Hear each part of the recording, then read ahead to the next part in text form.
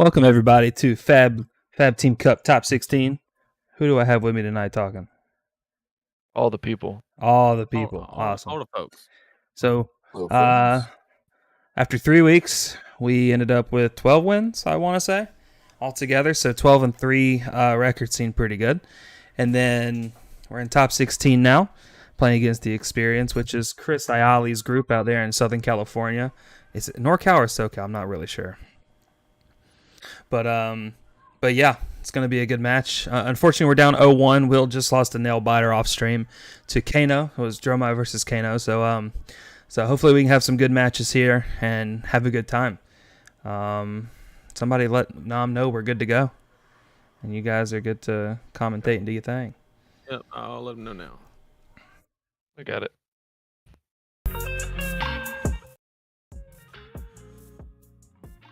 All right, looks like it's Brandon and Barker, right? I'm not sure. Yes, it is. Okay. Yep. So we got Namvo on Oldhim, and we have Brandon and Barker on Briar. Now, first thing to note would definitely be the equipment here. Also, Nam starting at 0 life, so Briar is heavily favored here. But on a serious note, for the equipment, nothing special about Briar. Looks like we're not rolling with the Royal package that is being talked about a lot recently, and Oldhim has flipped over the Stalagmite, which indicates a faster plan of attack, basically. More disruptive, expect a lot of pummels, frost fangs, things of that nature. Absolutely. I've played this matchup on both sides many times. It's always a nail biter, always a good match. Never a lack for entertainment in this match, I would say. Mm-hmm. Lots of decisions to be made, lots of channel mounts to be drawn, lots of ice reacts to be had. Yeah, I would definitely say that 90% of this match is both on the Oldhim player ice reacting at the correct time, and also the Briar player playing around the ice reacts. And so what I expect to see is when that tunic counter starts on 3, which will take a little bit longer because he did miss his first tunic counter. He did, didn't he? Yeah, but once that gets on 3, basically you just leave it there and put the Oldhim player in a situation to where if he doesn't block with the shield, he will get Rosetta, basically, is how what it comes down to. So this is real good. If he can fuse it, that would be fantastic, but not the worst because we're probably not getting too many blocks out of Briar anyway. Must have a pretty high value target in his hand as well. Pitching away a red pummel here. Yeah, I'm thinking like a Spinal Crush, something of that nature, for sure. Or a second pummel. Or yeah, that one too. Yeah, definitely something coming. Yeah, I think so. You've played more Guardian than I have, even though I'm basically a Guardian main. But we'll ask you. So, if you have the choice to arsenal a hit effect red versus we'll say like a red pummel, which one would you prioritize? Me personally, I would assume the attack because the pummel's no good if you don't have a good attack to pair it with, right? So it really depends, right? So if in the Briar matchup, for instance, if I have the chance to arsenal, if the choice is I need to pitch to play or to arsenal a Spinal or get rid of a pummel, then I'm keeping the Spinal every day or every time, because Spinal is what wins you this matchup.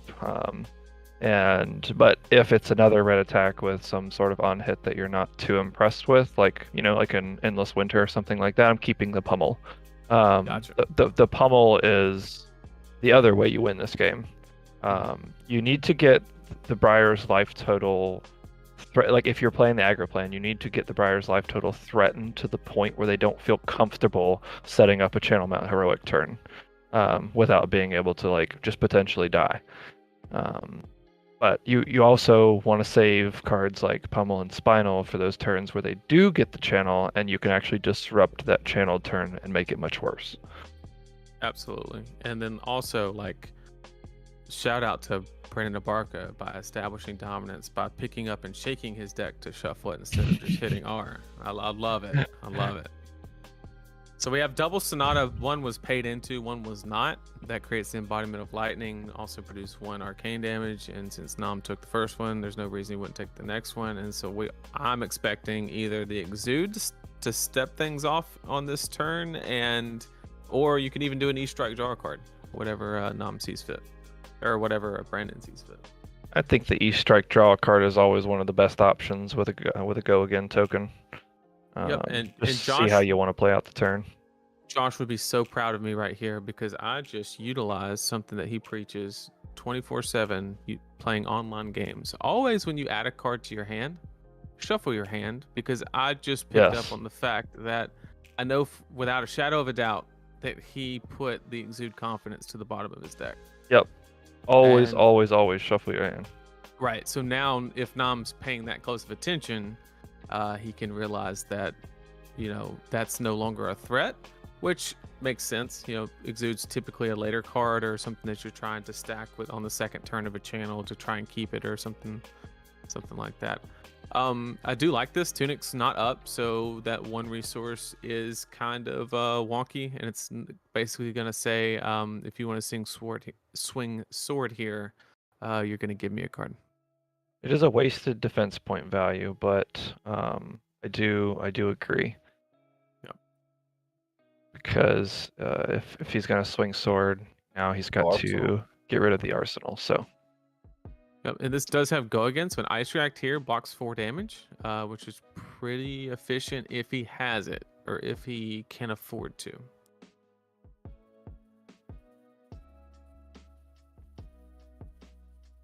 Doesn't look like he wants to. And if Branda elects to not Branda. swing sword, or Branda. Sorry, I had to. That's hilarious. Yeah, if Brandon did not elect to swing the sword, that would be a huge red flag, kind of like, okay, that's a CMH, because that's one of those scenarios where you would maybe not swing the sword, but here, like I said, that Ice React would have prevented. But I mean that makes sense, depending on what the card is in hand. If it's just a card that he's using to have an arsenal, maybe not. But if it's a red card and he had to pitch his Ice Blue to play the Spinal, 100% has to be correct. That was Ravenous Rabble that he had to pitch for the sword there, so that shield stopped the full 4. Pretty nice. Yeah, and see, for me, that's in that situation, I would rather Arsenal the Rabble more likely than not, because it prevents you from bricking. And he pitched it for Sword Swing, which is on average which does 4 damage.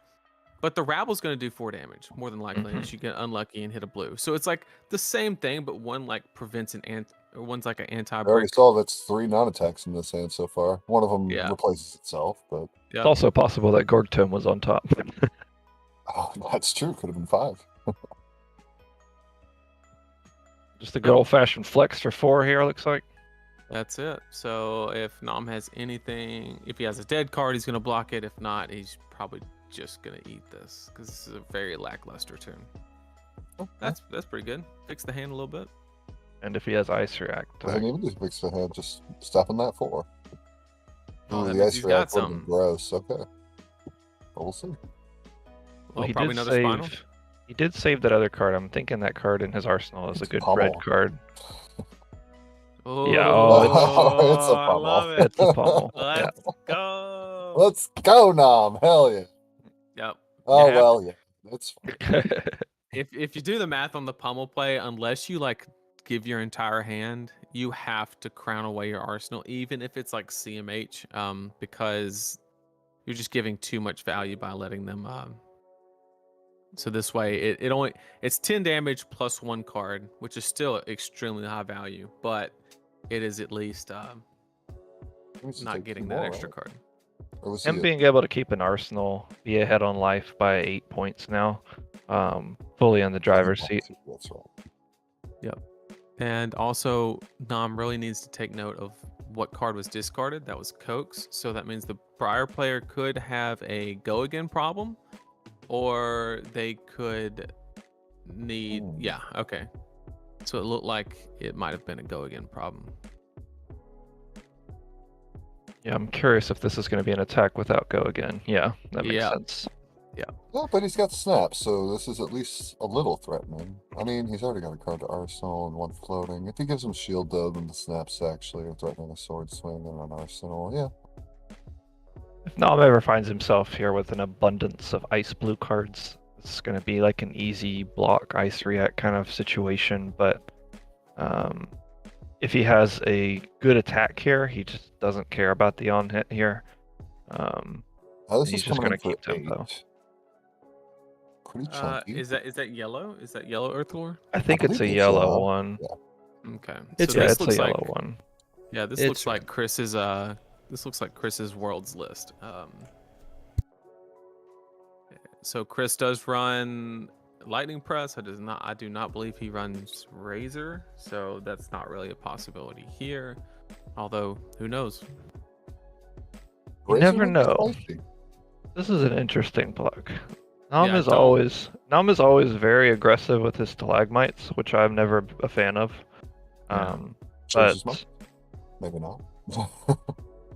Because especially Tunic counters up especially with here, Tunic, it's yeah, exactly. All you're doing Oh, is saying, yeah. "Give me your Tunic counters." All you're saying, it's not actually preventing anything. Right. Oh, he's doing both. Yeah, we have Ice React. Doesn't that's his hand. I don't. I don't like the ice react here either. Well, the Ice React's fine. Oh, because he you're took basi- it back. He took it back. Well, he's just gonna draw the same card. Well, that's Right, right. So all you're doing is saying, okay, instead of me having to block with 2 cards to stop the on-hit effect, I'm just going to do 1 to nullify it and take a little bit more damage. Which could be correct, but during a channel, it's not a channel mount heroic turn, so it's probably not correct. But also getting snaps when it's not a channel mount heroic Oh, turn well, is actually a 100% valid so. strategy.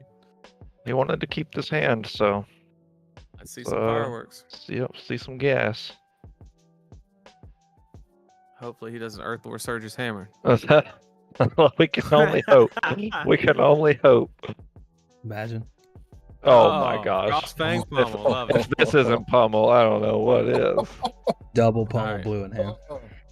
Tell love me you ain't got pummel without telling me you ain't got pummel. I'm gonna take a bunch of damage. Have 3 cards in hand to hit you with a frostfang. I'm glad he took that ice react back because that really just was going to cost him his arsenal and it wasn't going to cost the Briar snapping, doing anything after that. This is double pummel. It almost gets the whole hand. Oh, So here- the whole double hand pummel? No way. Whole hand and full tempo. So like I think here's the Briar player. I think it's actually correct to block 9. Simply because Block you're my gonna attack for 4.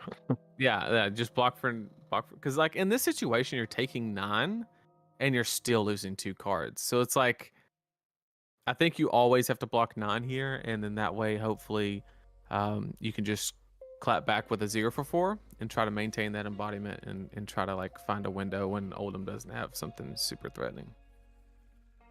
Yeah, this one's gonna sting. Being at 14 life now, most of Oldham's threats are now presenting lethal. Yeah, because he got an E strike, which at worst is 5 damage, right? Because Right. the card that he had to pitch plus E strike is 5 go again.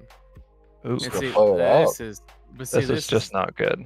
this is bad. Like, yeah, I would have just given Channel Mount Heroic. I would have said, look, you deserve it. Because here, like, you get blown out by hypothermia. You get blown out by another Frostfang.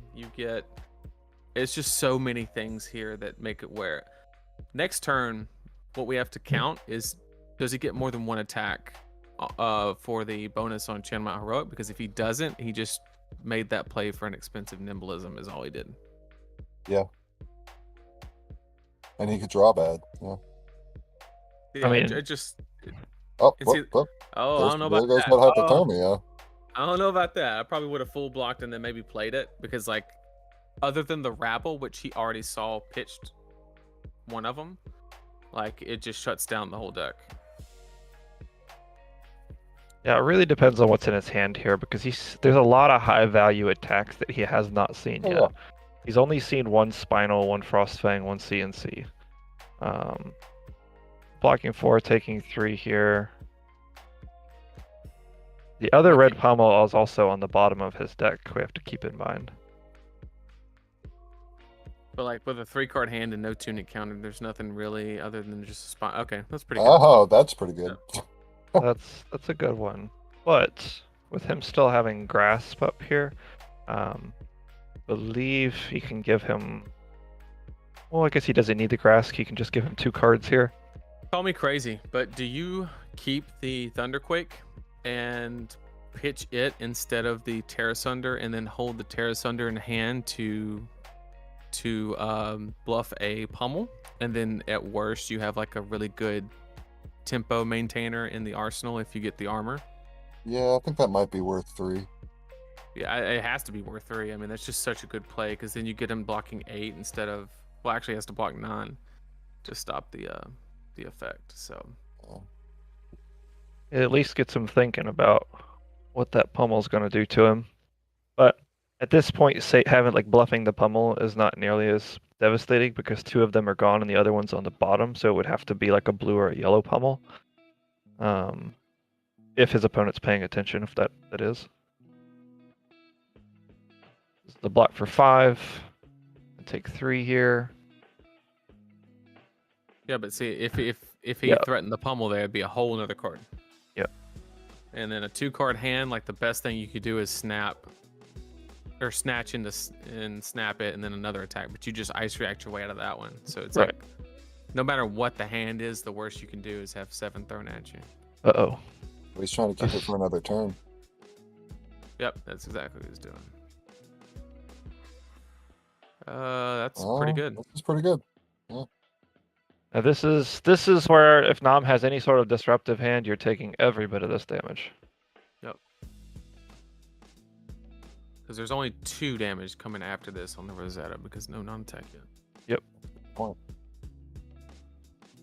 If he had the Tome of Harvest, though, that would have been nasty because it would have been Earth War Surged and then an extra 2 on the Rosetta.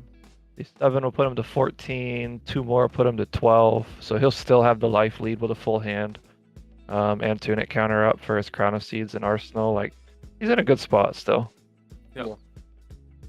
So this hand is not But bad. But if this hand is one of those like hammer for 4 hands, then that's not good. Yep. Nope. That's not turned on. Yeah, he took the damage for He no took reason. the arcane. Well, we can't say anything. So. Oh, sorry, too late. That's just illegal play, so I can say stuff about that. Yep.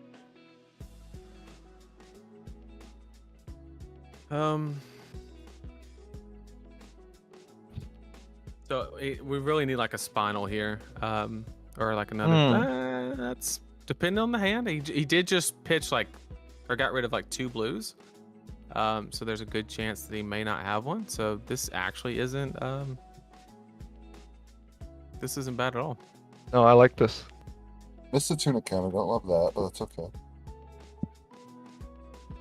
He just realized it. Yep. Now they're even. Yep, E-Strike an expensive one with Channel Lake on the board.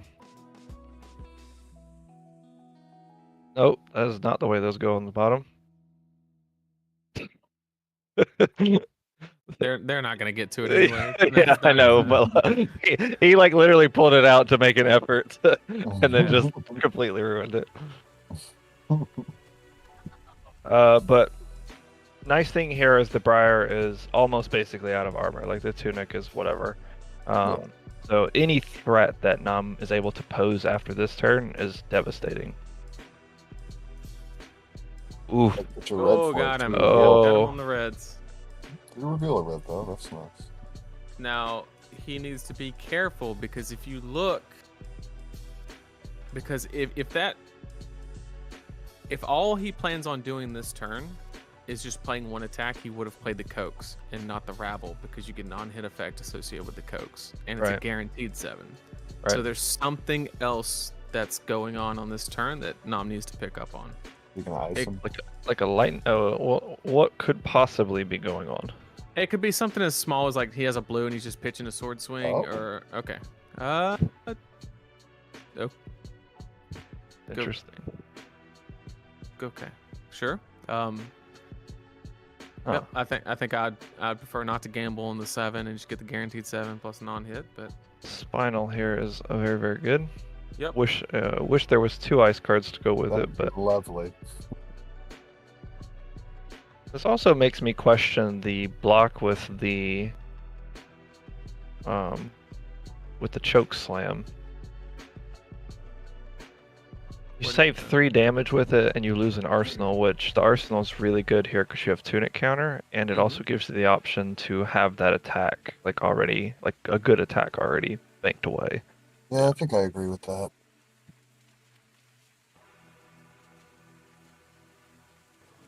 The symbolism. Let's see what that arsenal was. Snatch. Snatch. Old-fashioned 7 power. That was the Snatch. trouble last turn. He couldn't play it through the channel link. Yep. Yeah, that channel did a lot of work. all right. So Okay. Okay, we got the answer block. for the snatch. good block. Now the question that what Brandon's probably weighing right here is, does he snap into a tunic counter swing? Which I don't hate it because the game's already. Ooh, Okay, that's we can also do that very too. good. Yep. This is where I like saving that stalagmite, the stalagmite use. Yeah, it'd be really nice Um, here.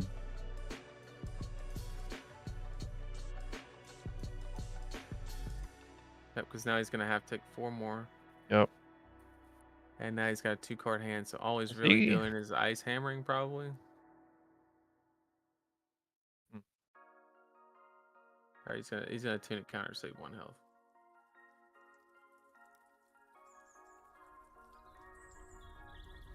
Okay. Sure. Interesting.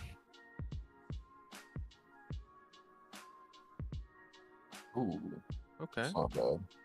With no armor, if he didn't have the embodiment, this would be very threatening. Yeah. Oh, but if Nom gets blown out, if the Briar player has a 4 block, like a Force of Nature, or another Channel, or a Pulse, Right. because then it's just Tunic and 1 card, and then you have like Exactly. even life and 3-card tempo. But if he does not, then this is perfectly okay, and this gets 2 cards, and there's not a whole lot the Briar player can do. They can either go like 4/4 or something like that, but. But when we get down into these end game scenarios, if the Oldhim doesn't have an arsenal, they are unfavored in these even game, like trading card for card scenarios. 100%. Wow. Oh wow, he's just He wants taking that all 5 three of it. cards Okay. Yep. Discard. So that basically means that he has a non-attack attack with go again and sword swing. So He's gonna be presenting lethal. I'm expecting like a nimble into a, or this into a rabble probably. Oh, he did have he- the Force of He Nature. had the what? He got rid of Lightning Surge. He wanted the less health. I mean, I don't hate it, but you Hmm. yeah, that's probably worth it because you're Yeah. taking 5 to block. We haven't seen a Blizzard out of Nom yet. I'm curious if he's running Blizzards. I don't know, but it looks like Briar's getting just full tempo here. Yeah. Because then here's 2/2, which is going to even it up. And then looks like now I'm just going to Icy Hammer and then Arson. Yep, which he saved his tunic for, so. Oh, well. That is, Not bad. It's going to demand Let's 2 see. cards. It doesn't necessarily demand 2 cards. Which could is be why tunic I'm not and go down to 1. sure. Yeah, I'm not sure that the Command and Conquer is correct here. 3, 4, 5, take 1. Yeah, if he had an arsenal, obviously it's correct, but Yeah, I kind of like the icy hammer on that turn. right, because it makes this Saves. play very awkward. Right. Well, also, when your life gets down so low against Briar, you like to have that Crown of Seeds active because you're so efficient at blocking damage, and you can just kind of wait until you find that pummel to end the game. Well, like we predicted, guys, Oldhim versus Briar, always a close, good game.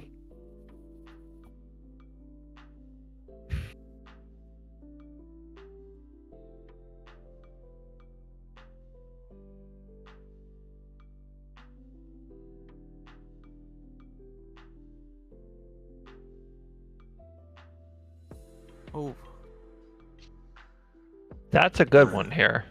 great. Well, not only that, but he realized that he was about to mess up, and he was going to Sonata and then Oh, yeah, Nice. true. Scar. You weren't going to have to go again. Yeah, you would have got messed up on the go again on the ice react. So this is actually a very heads up play. The only downside is now Nam kind of knows there's a Sonata, but you know, it is what it is.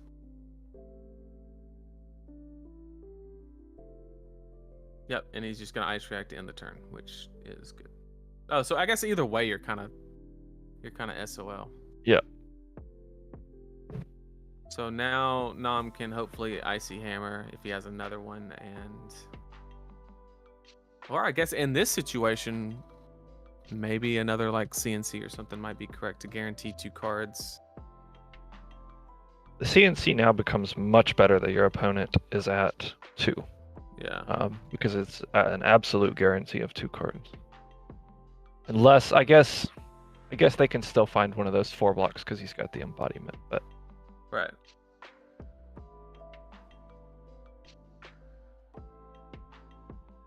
Well, he knows one of the cards in hand is a Sonata, so he just needs to keep that in mind and not forget that. Yep, I'd like to point out, observing like 4 turns ago, Nam threw his Tunic and Crater Fist in front of the Rosetta Thorn to save 2 life. Those 2 single armor blocks deny embodiments, and it even gives Tunic energy as well. Yep. So that's a like equipment usage, especially blocking, especially with Tunic. Tunic blocks and creates resources. It's like really, really important to use that properly. And I mean, frankly, like I think if he still had his Tunic and Crater Fist up, this game would have been over.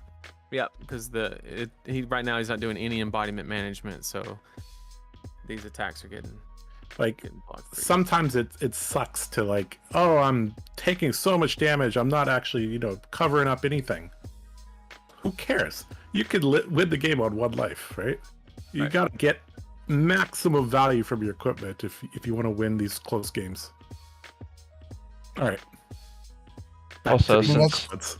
Since his opponent was so kind, Nam does know one of the cards in his opponent's hand here, so he can kind of play into that.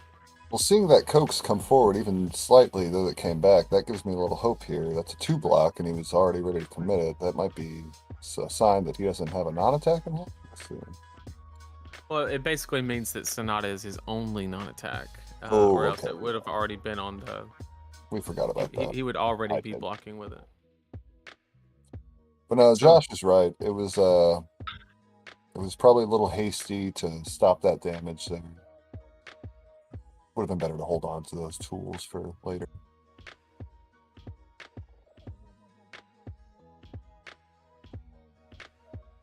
Yep, so we have a go again problem because he has the Coax and Sonata, so what he's probably going to do is just block with the Coax and kind of hope and dream on the Sonata and like hope to rip a rabble, basically, is probably what he's going to do. Go down to 1 here, throw the Sonata out, hope to rip a rabble. Or a Scar. If you could get the last Scar, that's great too.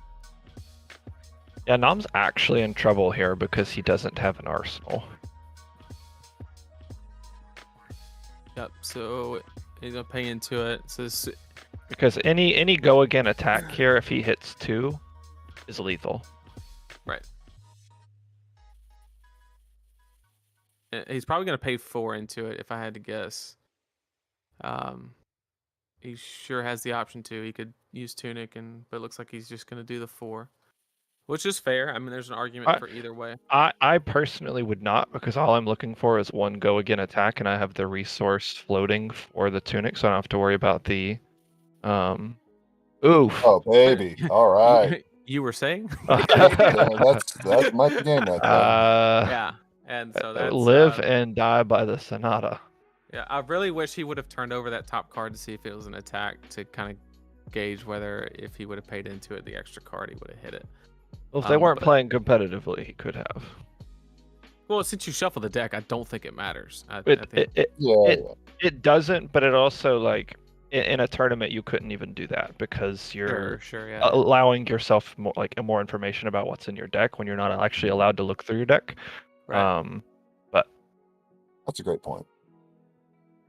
But here, Nam's just gonna block with 1 card, and if he presents like anything the size of a spinal or anything like that, then it's just that's it. And because Briar does not have an embodiment, and so it gets the whole hand, and then the next macho wins. Any like 6+ power attack here, 8 is also quite good. Yeah, 8 works.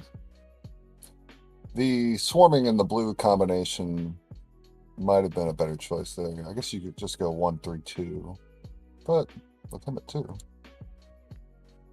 So I guess on the last, I think I would have, me personally, I probably would have blocked the Sonata and the Autumn's Touch, and then basically just thrown the Cokes, and then Arsenal the swarming is probably the line I would have taken, which would have kept Oldhim down to a 2-card hand more than likely, and give you an Arsenal target basically.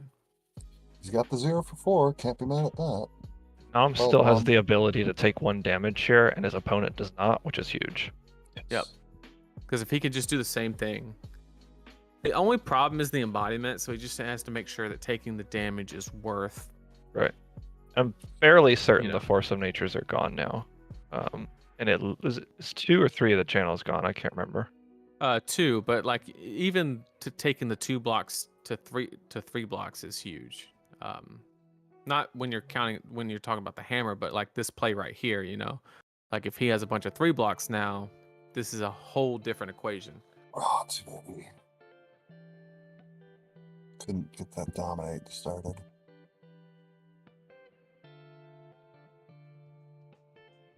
Yep. See, embodiment bailed him out here, and so now Briar's probably just gonna make a rune chant and sword swing, and that's gonna get 2 cards.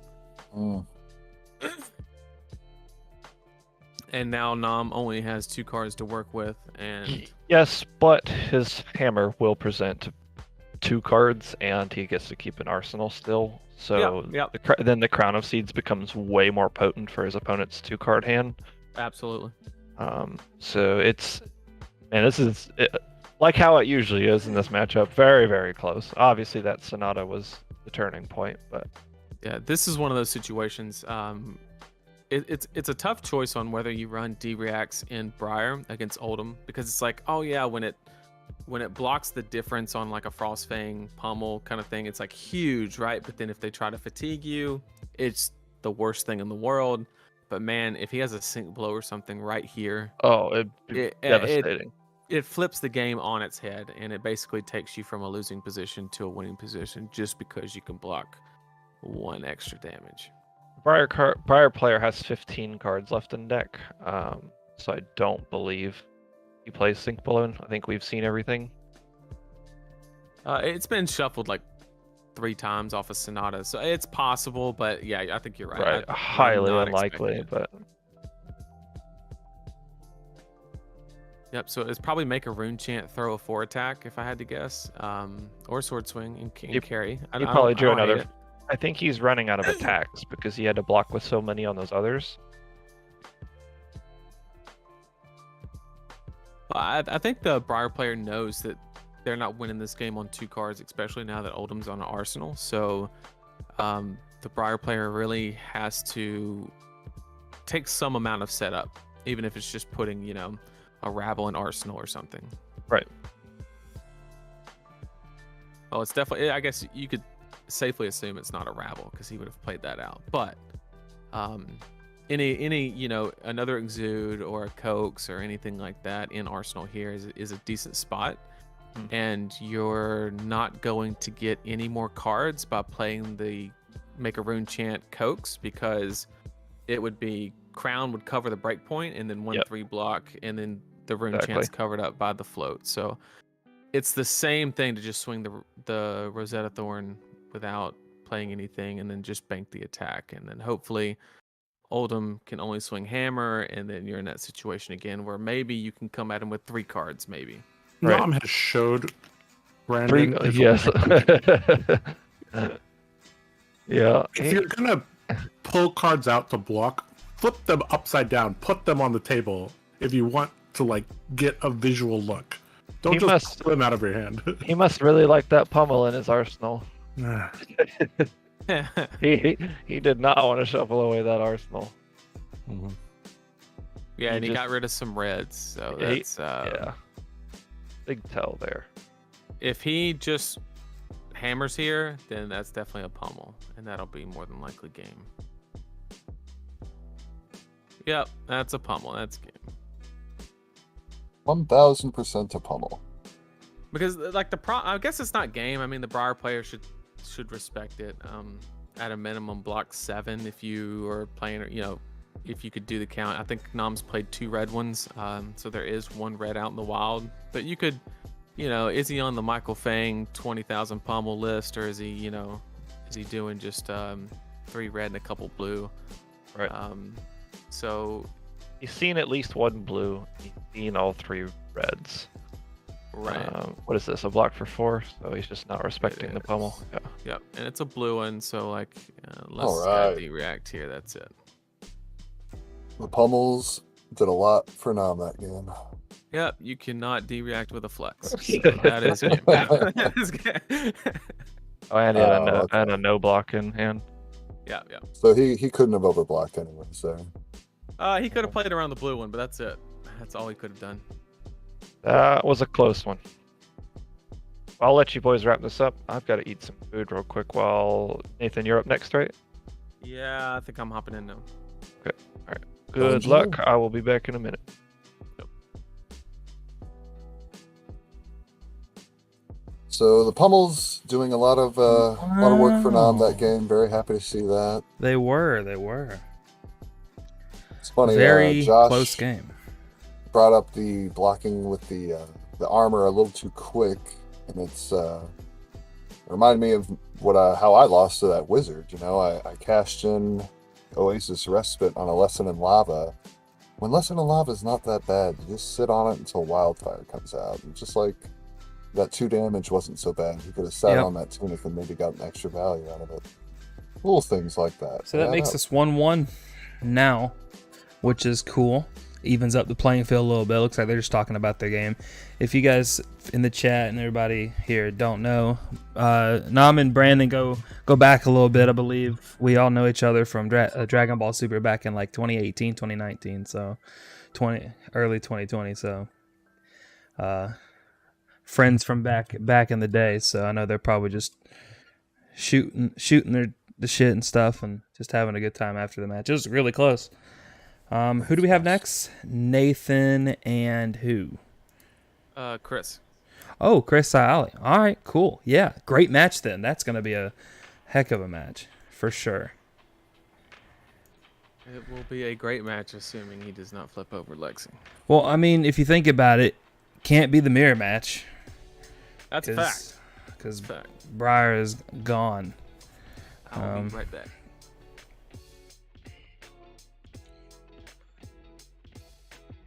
GG's to that one. That was pretty awesome. How's everybody doing on this Sunday evening? Everybody watch football? Who's your team? Tell me things while we wait for this next match to get underway. It looks like Captain of Disguise. Change. We're going to promote him. Hey, Nom. Look at you.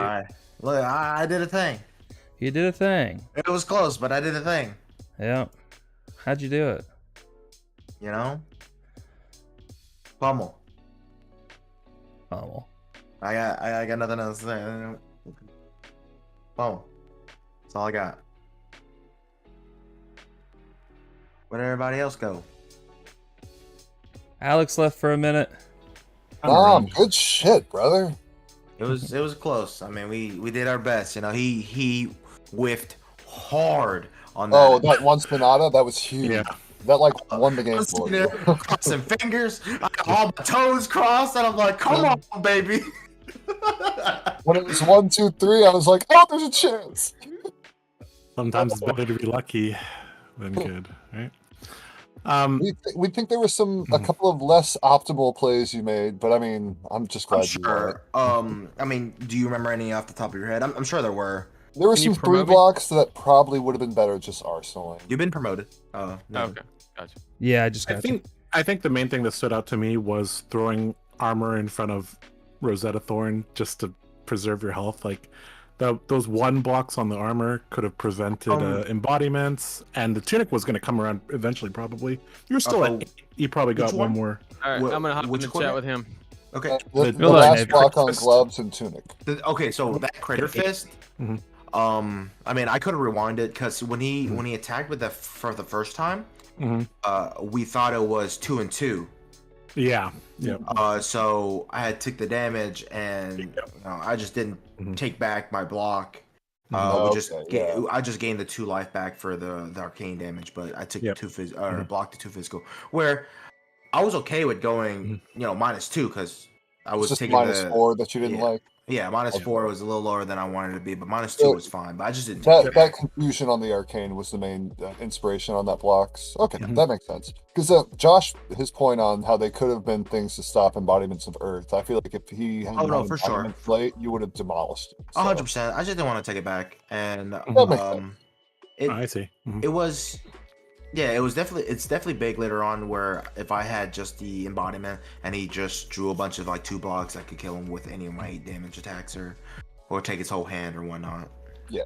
But even then, in the end, it was still close for me. Like I could have lost at any moment still. Oh, Yeah, totally. we were really worried for you because if he had a sync blow on one of the, last Yeah. 3-4 times, oh, that would have been Hey, bad.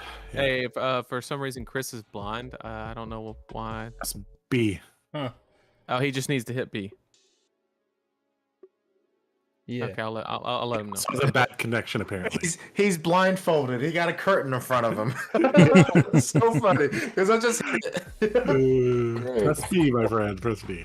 All right. Well, I can't stick around, but best luck to obviously us, and hopefully we Yeah, have a bunch of hopefully. games. Hopefully we can pull it through. Congrats, This is man. going to Way be a pull it close out there. match. Those for pummels sure. were very good.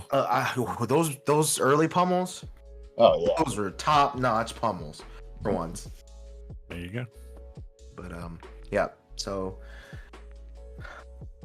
hope everybody's enjoying the stream. Yep. But I'm out. Looks like it's Will and I then to commentate Me and this. Josh. We got Yeah. this, though. I think 3's a crowd, anyways. 2 people is I think. Whoa, ideal. is my stuff underneath the playmats? I just saw like the Dromai and Kano match from earlier. I think that was his video, and he tapped. Oh, okay. Looks like we got Briar against Icelander. This is going to be interesting. Nathan's no. not mad at this matchup, is he? I think Nathan feels fine about this matchup, but Okay. it's a little surprising to see Icelander here. It is. Chris is playing a little bit of everything. Josh, I was having a debate at the local armory today. And, Mhm. there's a Dorinthea who was telling me how much she can't stand playing into Ice Lexi, and I was confused by that. How do you think the Dory Lexi matchup is while we wait for the Well, matchup Ice to come Lexi is like if it's the Ice Lexi with Death Dealer, it's actually pretty annoying. Okay. Because if you bring in shunts, which you don't always do that, they become very, very expensive to pay for. So, and that's really how you shut down all the dominate damage, right?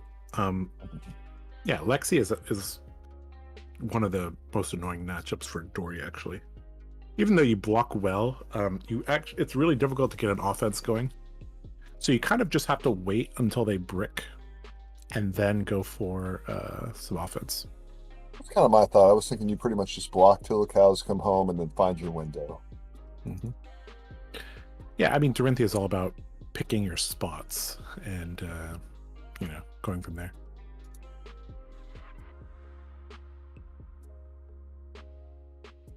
Yeah, I had to teach. He's a nice guy. He's relatively new, but he's been attracted to Dory. I taught him. We played Blitz today, so I taught him how the Prism matchup goes. And it was good. He had some good reactions, but the auras just overwhelmed him. Seems like new players don't really grasp Spectra right away.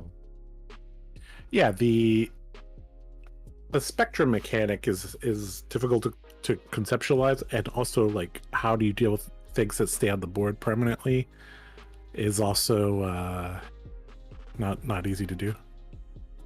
Absolutely. All right, looks like we're about to get rolling here.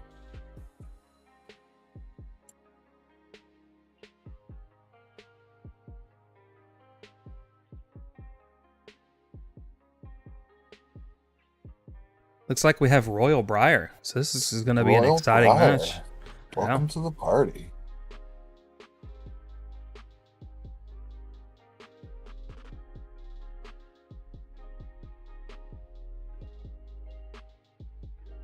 So, what does the gold coin enable?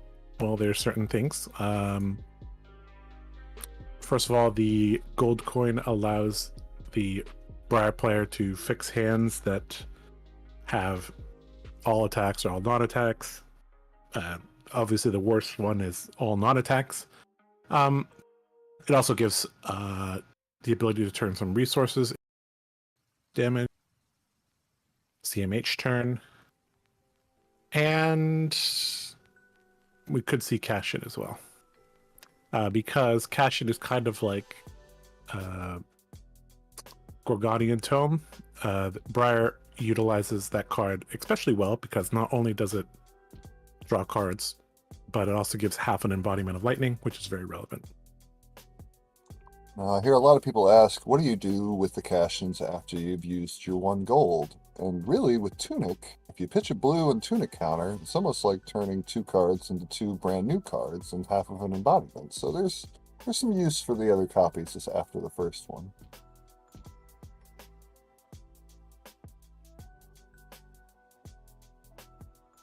All right. So it looks like Nathan opted to go first, I believe. Yeah, his Tunic's on 1. So we have Bramble Spark into Arcanic Crackle here. Obviously, the arcane damage is not the most amazing thing against Wizard because they naturally have high AB. But yeah, looks like Nathan just needed to filter some cards. No damage, but Tunic starts a little bit ahead of his opponent and he gets an arsenal here. Very effective blocking from that Icelander, which we've come to expect. Ooh, great start here. Yep, one of the best starts that you can do. Aether Ice Vein red. Coming in, I would say coming in hot for 5, but it's not coming in hot, it's coming in cold for 5. And, yep, gonna demand a... So if he has a blue, he'd probably just pitch the blue. AB1. And looks like he does. So he's just gonna take 4 here and move on with his life. Probably gonna get a Waning Moon here as well. And then Arsenal the other card. Yep. Arsenal, the mystery card. Yep. Good start from Dromai. Not Dromai. Icelander. I think it's because I'm talking to you, Will. I'm the local illusionist around these parts. That is true. Yep.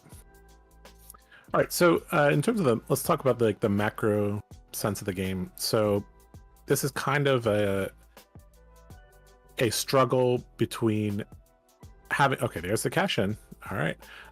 Between having a big turn and having a not going all in too much, such that you get blown out by heavy disruption from Icelander, like hypothermia, CMH, even Blizzard can be pretty devastating because it taxes you a whole blue.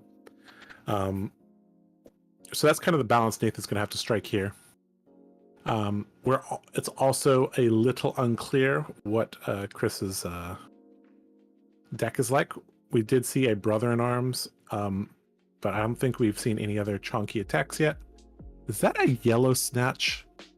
That is indeed a Yellow Snatch. Nathan is a Yellow Snatch fan, which is funny. I have always said the Yellow Snatch is the worst snatch, but he's proven me wrong. Yeah, so Icelander's deck pretty comfortably blocks 3. So I guess if you're playing Snatch, you're probably playing the Lightning Presses with it, and or Razor Reflexes. Looks like he's gonna play around Razor, play around. Yep. So we could see Spellbound Creepers here. Looks like we are. Oh, that is dirty. Still covering up this this Snatch completely though, even with that +3. So it needs a little something extra to get it over the top, if that was his intention. Yep. So this could be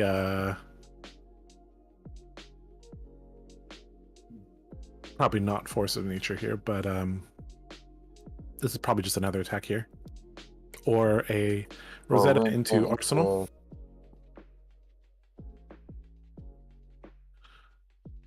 So leaving I 2 think floating. from the Wizard's perspective, you're just going to AB all of this as much as you can and get the creepers out of here. It does make sense. I'd want to get rid of creepers if I was in there. So I'm wondering if that is going to be the play here. Looks like it is. Okay. So AB2 and block. So this is going to cause the creepers to go away here. He didn't deal any arcane damage, right? Unless there was a rune chant. Yeah, no, it's gone. Okay. But that's all right. I don't think he was intending to keep it for too long if he unless he had something amazing. I realized I said make a rune chant and then swing sword there. He's not running those gloves. I was mistaken. Yep. Running the Vex and Cool Hand for the Arcane Barrier and the, Absolutely. It's a good Galad Gauntlet impersonation as well. All right, so Icelander is just going to pass back. So Nathan got tempo, but it did cost him his boots. Probably worth it. Assuming there's not heavy disruption here. So the Icelander player did not play the Arsenal card the whole last turn. So that sort of indicates that it's probably not that disruptive. That's if I had to guess. Or it could be like an attack or something. We'll see. All right. Another Yellow Snatch going to hand. Well, unless he wants that blue. Yep.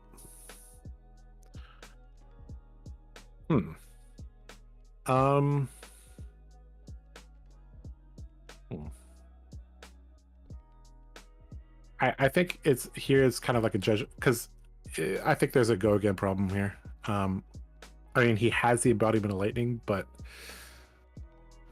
taking the Snatch might be greedy here because I mean, the Snatch is good if you have other on hits that are also relevant here. He didn't pay into Sonata, so that tells me he didn't have a blue, at least not one he was willing to expend. Yep. And just like you said, he's only got so many sources of go again. So if he's already got plenty of good attacks, and that Snatch is looking,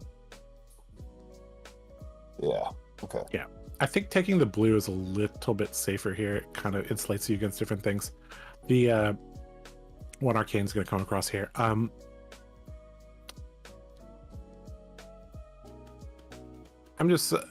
it insulates you against certain things, having that extra blue, but I mean, there's still some things you can't play around. So, I mean, he saw a hypo get pitched, so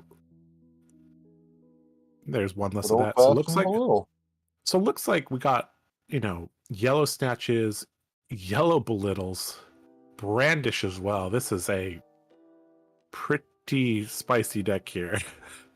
So we did not care about the embodiment because all of these attacks have go again. Yeah, so that's actually an interesting point, is that, hypothermia here is basically a blue block 2. So having all these cards with natural go again, pretty good here. Belittle Revealing Brandish is pretty good. I mean, Not bad. yeah, you're kind of wasting the embodiment of lightning, but here's what it is. Yeah, Of as much as- note, the embodiment of earth, is a double-edged sword in this matchup. Being able to block extra is nice, but it also wants to go to the Icelander player.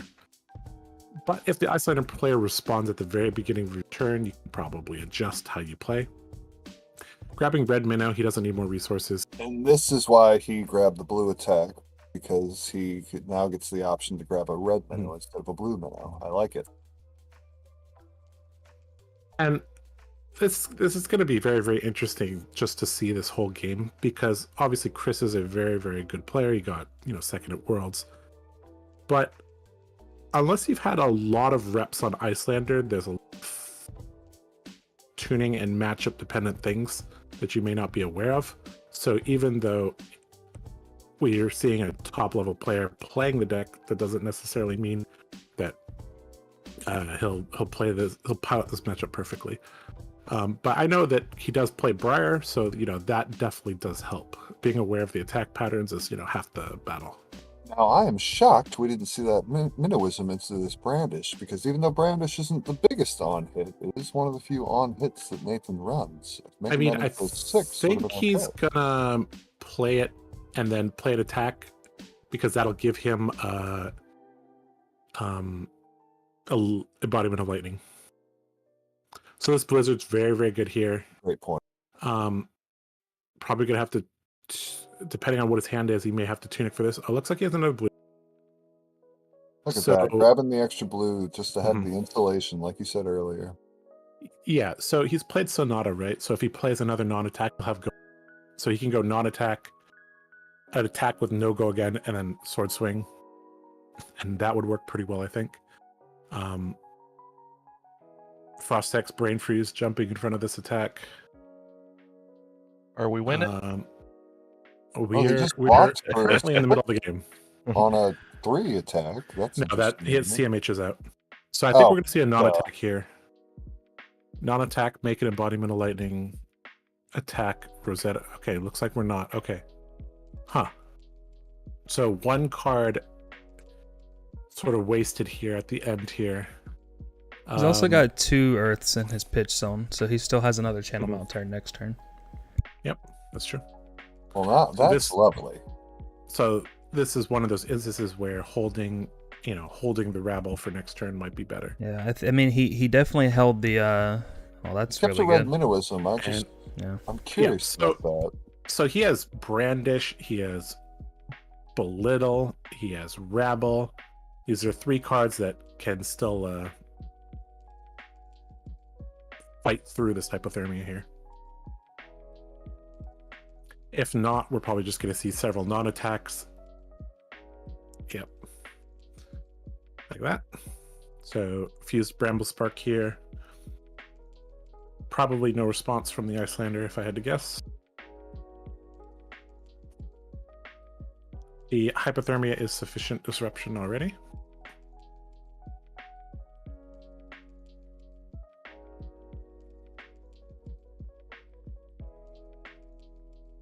So life total slightly in Nathan's favor. Equipment status, I mean, counting that the Crown of Dominion is essentially a gold token, probably is favoring Icelander here. So still a pretty even game here, I would say. Oh, here comes another cash-in. Very interesting. Cash-in trying to find some non-attacks. Or sorry, some attacks with go again. This embodiment of lightning isn't actually doing anything this turn. No, so he'd love to just go with like a Rabble, Brandish, or Belittle here into another 7 attack. Because, I mean, the CMH has been okay. It's pumped. It's not bad. It's pumped 3 attacks, so we're good. Okay, looks like we're going to pay into this, I think. We're really digging here. We are digging. We're digging for diamonds. For these natural go again cards here. Paying into Sonata I always think is correct. 2 non-attacks there. Bramble Spark, and we can't see what the last card is. Overload, okay. Okay, got Yep. the overload. I believe Overload has go again. It has natural dominate on hit go again. Go- so it yeah, does not so- have natural go again. Ah, okay. So,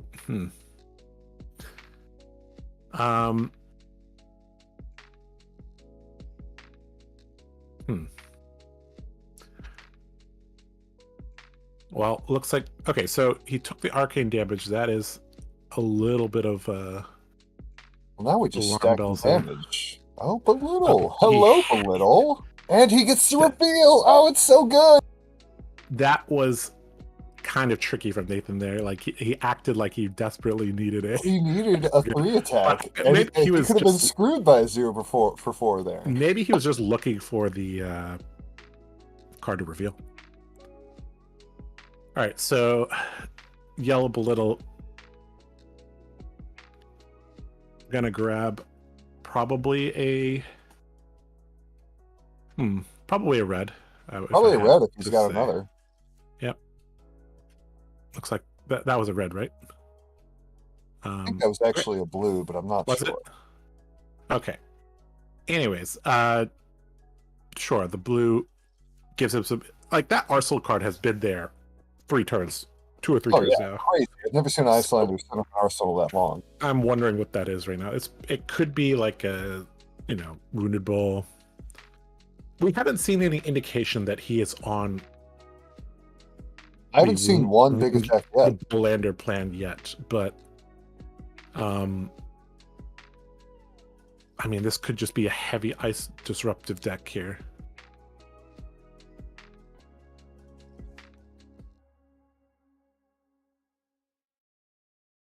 Taking Tunic Energy for Blizzard. Another Blizzard here. Now we're glad. thank- Now we're yeah, glad we good. grabbed that blue. If it was a blue, Yeah, thank God he grabbed the blue. So the blue will pay for this. But can he still have a turn here? Probably. he can still red Minnowism into Overload since it costs 0, and he'll have 1 Mhm. floating. Yep.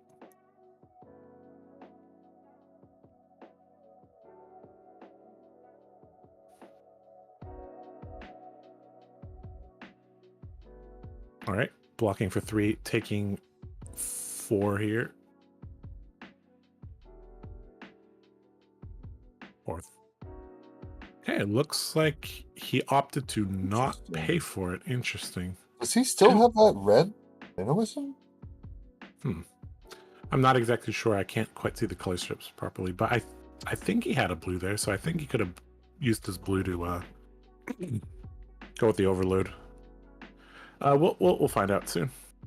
All right, Aether Ice Vein in the arsenal. All right, this is another instance of give him your blue, continue with life. So Cold Snap is in the arsenal. That is not that disruptive. That's why the Arsenal was sitting there so long. It was a red Aether. Okay. Yep. And looks like Nathan says, I do not care. I have a dead card. Goodbye, CNC.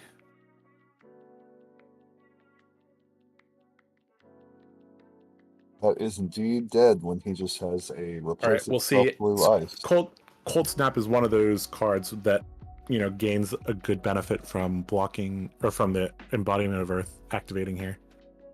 Because you can't even play out your arsenal.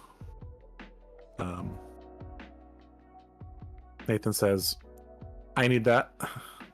I will pay. There's that red Minnowism. Plays another red, then it was a red he grabbed. Oh, it was red. I was wrong before. Okay, so he grabbed the red. Okay, that makes much more sense. Okay, so this is basically the remnants of it. This is just fine. 9 with Dominate, on hit go again into a sword swing. I'm not mad Yep. at that. That is not bad at all. Already has go again. Yeah, this turn cycle. This turn cycle, I don't think either player really particularly won out, but it did just lower all the health lower, and And then the it's player basically who's up forcing there the game ends to up a winning. conclusion here. Sink below here. All right. gonna fix his hand. Let's find out.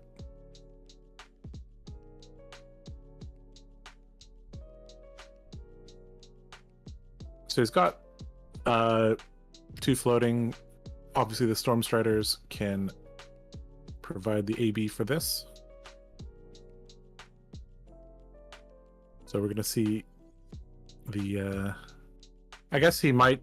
I don't think there's any world where you actually Waning Moon with this 2. But prolonging the game may not actually be good.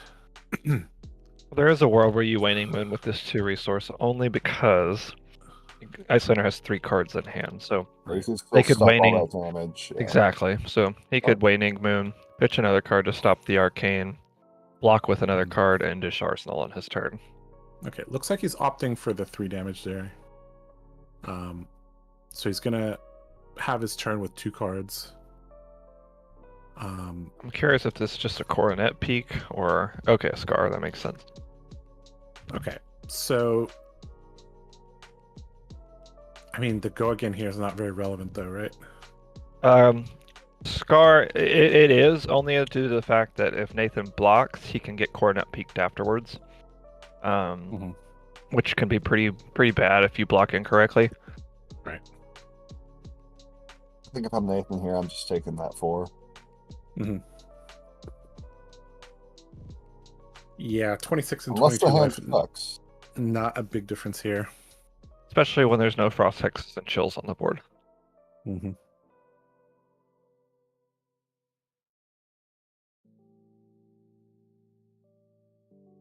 Icelander's super threats don't start happening until you're sub 10 life. Oh, that's a good block. Yep. Non-attacks a block for 4. I heard it You pretty can cover good. it up with 1 card. I suppose you block it.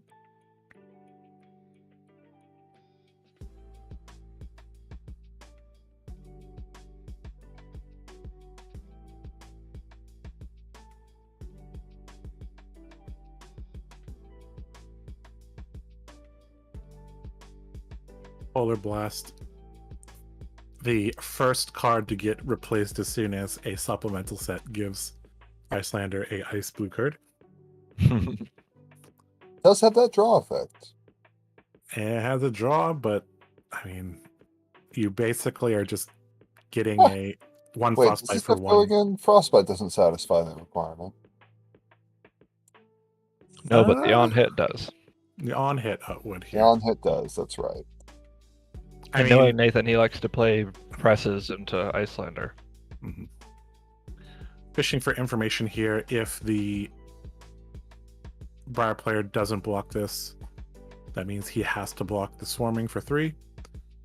If the Briar player does AB this, he doesn't have to block this because there's no sword swing coming. Exactly. Assuming that Nathan does not want a arsenal. This is actually a pretty clever move here. So indicating that he wants to use. I think that actually is a tiny misplay there from Nathan. I would have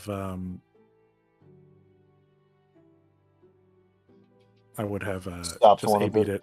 Yeah. Because it's like a prisoner's dilemma game there. You just have to assume that they're gonna because Nathan had to act first. You just have to AB it first. That's the power of wizards acting at instant speed, is they actually get more information, and a good player obviously can make use of the information. So it looks like we have confirmation that this is the Bullander.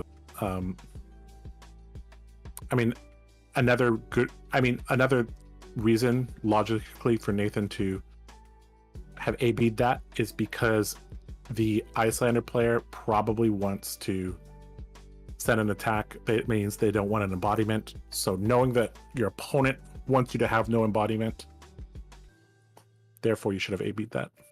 All right, CMH number 2 coming out, hitting the field here. And looks like we got an overload. 6 on hit dominate. Or sorry, dominate on hit go again.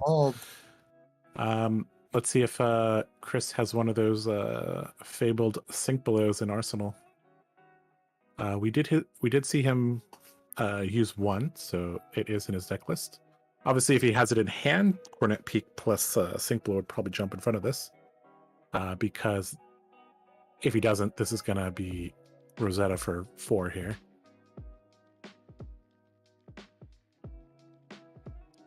Actually, maybe not, because if you take Tunic Energy in response, it can give you a Frostbite. So, yeah, that kind of is annoying. So this is sometimes I talk about you got to play on your opponent's level. This is why I like to not rush too quickly into a matchup. I need to see how I think they're both getting a good idea of like, I can't really cut corners against my opponent. So we're going to see kind of a little bit of this hasn't been the fastest match. This hasn't been the slowest match. I think still in that kind of trying to feel each other out a little bit.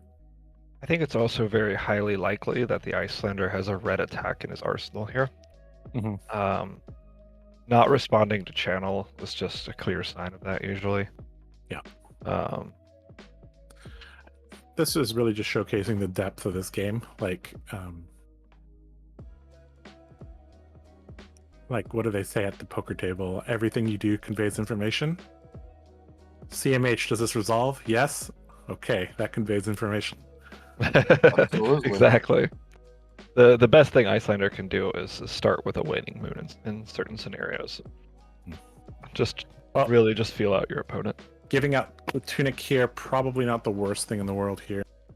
Is that a block for 6? That's a block for It's 6. indeed blocking for So it's still going to get through, right? Or is that no? The overload has 3 power.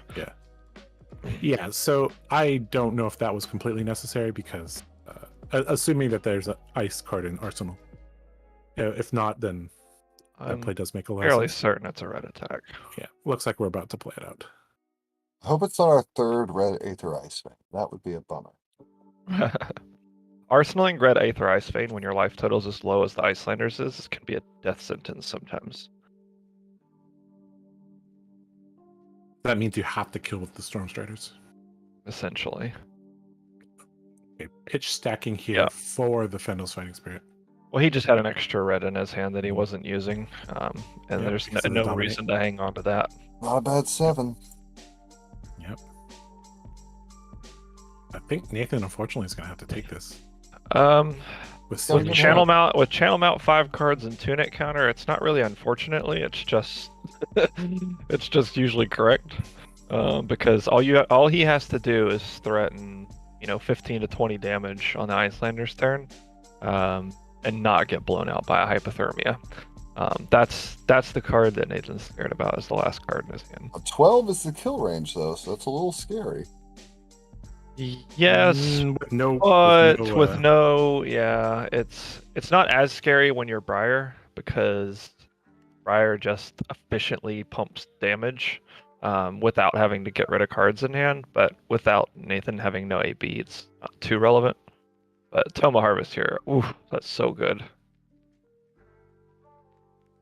And he didn't respond to the tome. It's good. Oh wait, I forgot the card goes on bottom first, so he can still respond. I think whether or not you have a response here, you take a second to think about your play. As this is probably the most important turn of the whole game.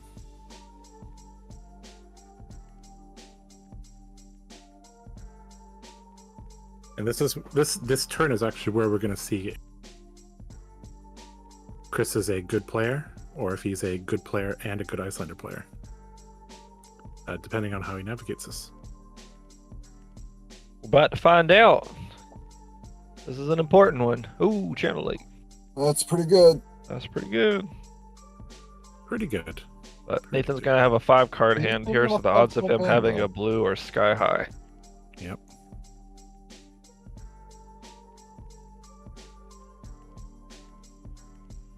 And also giving him another blue, if it's an earth card, it's just going to let him keep channel mount for longer. So Nathan now has full information about the level of disruption of this turn. And he could plan his hand out to maximize damage and arsenal a card probably. Get another Earth card into that And pitch. That would hopefully be so another bad. Earth card into the bin here. Everything is fairly face up here unless Icelanders get crazy with Storm Striders. I could have another Blizzard. I think we've only seen 2. So, assuming that the Icelander player has a 6 block in hand and he wants to arsenal one of these cards, he's effectively at 21 here. So 3/7 power attacks would present lethal. The Vexing Quill Hand also can throw off the math here, but probably not worth paying 1 for the CLF for that.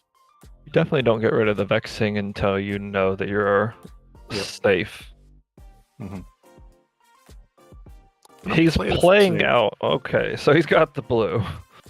Yep. So this basically is going to demand a full block from. I mean, not having armor here. He should only have. Oh wait, no, he had tunic counter. Yeah, so he still has 2 resources. This means he has to 8 block this. If Nathan gets 2 attacks here, this could go infinite here. Ooh. Or near infinite. Oh, have that reveal. Have that reveal, baby. The brandish. A little brandish. You're gonna grab a blue here, probably, almost certainly. If he wants any chance of powering through this channel, like he's going to need a blue. Yep. All right. Needs to shuffle his deck.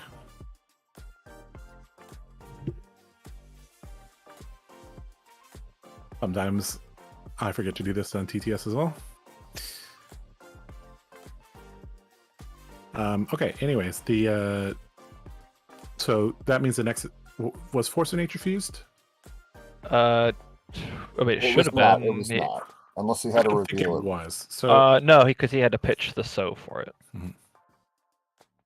Yep. So I mean, it's still good. Not going to get +1, but the difference between 7 and 8 here probably doesn't matter.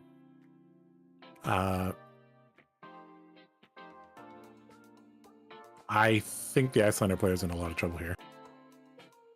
Okay, there he shuffled. The fact that these are threatening draw is a big problem. Yep.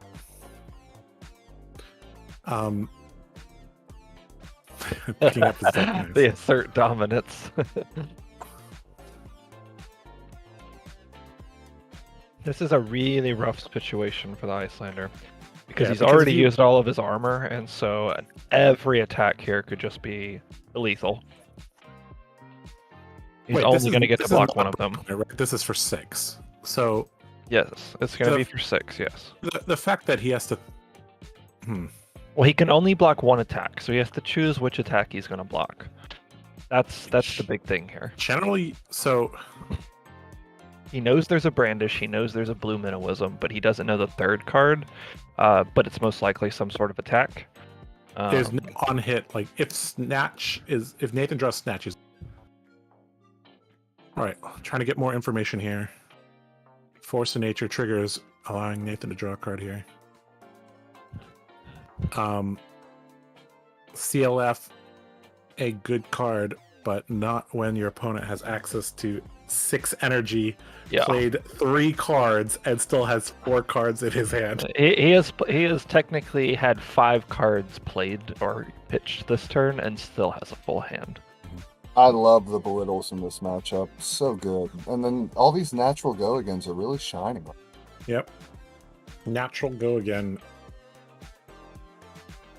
Kind of doing like this. I'm getting like chain vibes here. Yeah.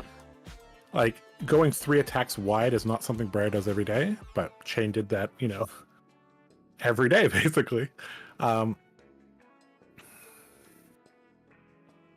If this is another attack, okay, it's not. We have another go-again attack would have been huge. Chunky amount of cards in the banish zone here. He did leave the Icelander player with 1 card, which means that he can coronet peak to keep the don't know why the channel. Okay, he's just pre-doing it. Okay, but so he could This needs to be some god tier disruption here. Yeah, that end up getting that extra Earth card to keep that channel around, which is great. Yeah. So both of Nathan's CMHs have been excellent. Not expensive nimblism here. I think that last card in his arsenal is actually going to be quite good because he pitched a yellow Ice Vein, which is actually could have been a kind of a get out of jail free card. But I mean, it could really hurt your opponent's channel mount turn. But this is tough. He doesn't have access to tunic counter anymore. He's firmly in the back foot here. Would you break Quill Hand here? There's no threat. Of, you don't do it until you think you have lethal. Okay. So like, because if 12 is the kill range, right? You don't break it to start off with, because then you could just die. Is 12 the kill range? So 3 from Waning Moon, 5 from plus. Technically, like I think 15 or 13, I think is the most that you can do, right? 5, 5, 3. 4, 3. Oh, is it 5, 5, 3? I thought it was 5, 4, 3. Okay. It could be without EPOT, and I've never done the math. But double channel mount heroic with a snatch for go again is quite good. Oh dear. This is a, let's see, 3, 6, 9, 13 power snatch with 1 arcane attached to it. It's like the Tales of Aria all over again. This is quite a turn. This should be game unless the Icelander has something like very massive. Because even if he has Blizzard, 9 block is not enough to really stay alive here.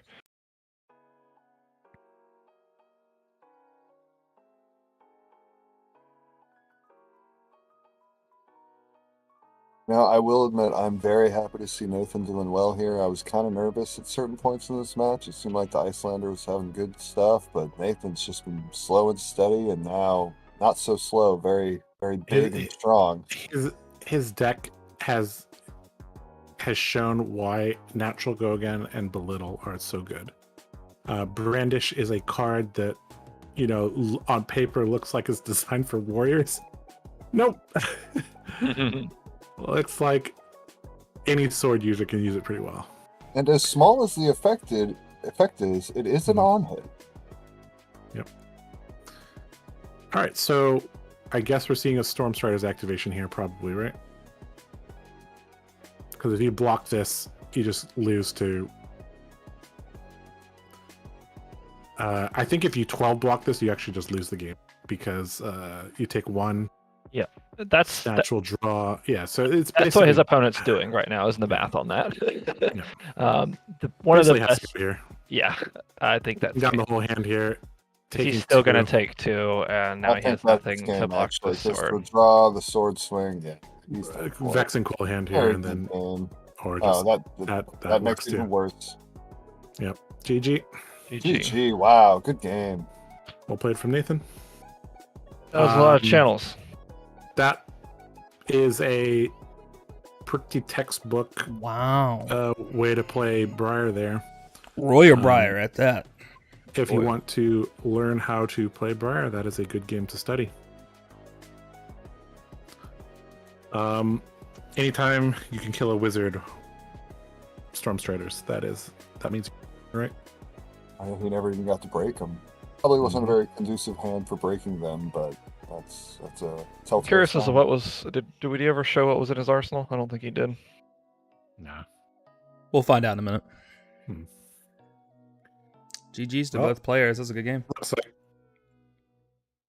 Looks like Alex, you're going to be up. Yeah. Oh god. For the guys who don't know in chat, Nathan. we have Alex going next, and then we have Josh as the anchor. So you don't want to miss 2 really good matches coming up. So please stay tuned for some awesomeness. Oh my god. We got okay, there. Okay, double channel. Hey, all of your channels were so good. well, it's like so. It's like I play him for a reason. Okay. So like there were Nathan a lot of likes broken cards. there was a lot of moves, right, where like I did an inefficient thing because like what could have been like, for example, that first Sonata on my first channel, when I grabbed the Earth Blue instead of the Snatch when I already had an embodiment, it's like the most efficient play is obviously to grab the Snatch and then play the embodiment because the 2 cards in my hand already had Go Again. But then that Blizzard. But then not just the Blizzard, but a Hypothermia just turns my turn off. So I was like, you know what? Screw that. Let's play the 2 that have guaranteed Go Again. And, you know, at worst, we'll keep the channel around and do it again, right? And so that's. I was just gonna say, Brandish looks like. I remember you were like, I need more. I hope LSS prints more Runeblade cards with Go Again, and they didn't do it. And then you're like, that's fine. We'll grab Brandish. That works. No. So here's the thought process behind Brandish for chat. So it's actually has nothing to do with the Go Again. There's actually better Go Again cards like Promise of Plenty, things like that. Here's the big brain part. If I hit a Fi or a mirror match or somebody with a Brandish, they cannot ask me, is that all you got? That's why I really play it, because the Brandish pumps the Rosetta to 3, which means they don't get the draw on that's all you got. That's pretty good. I never thought about that. That is very smart.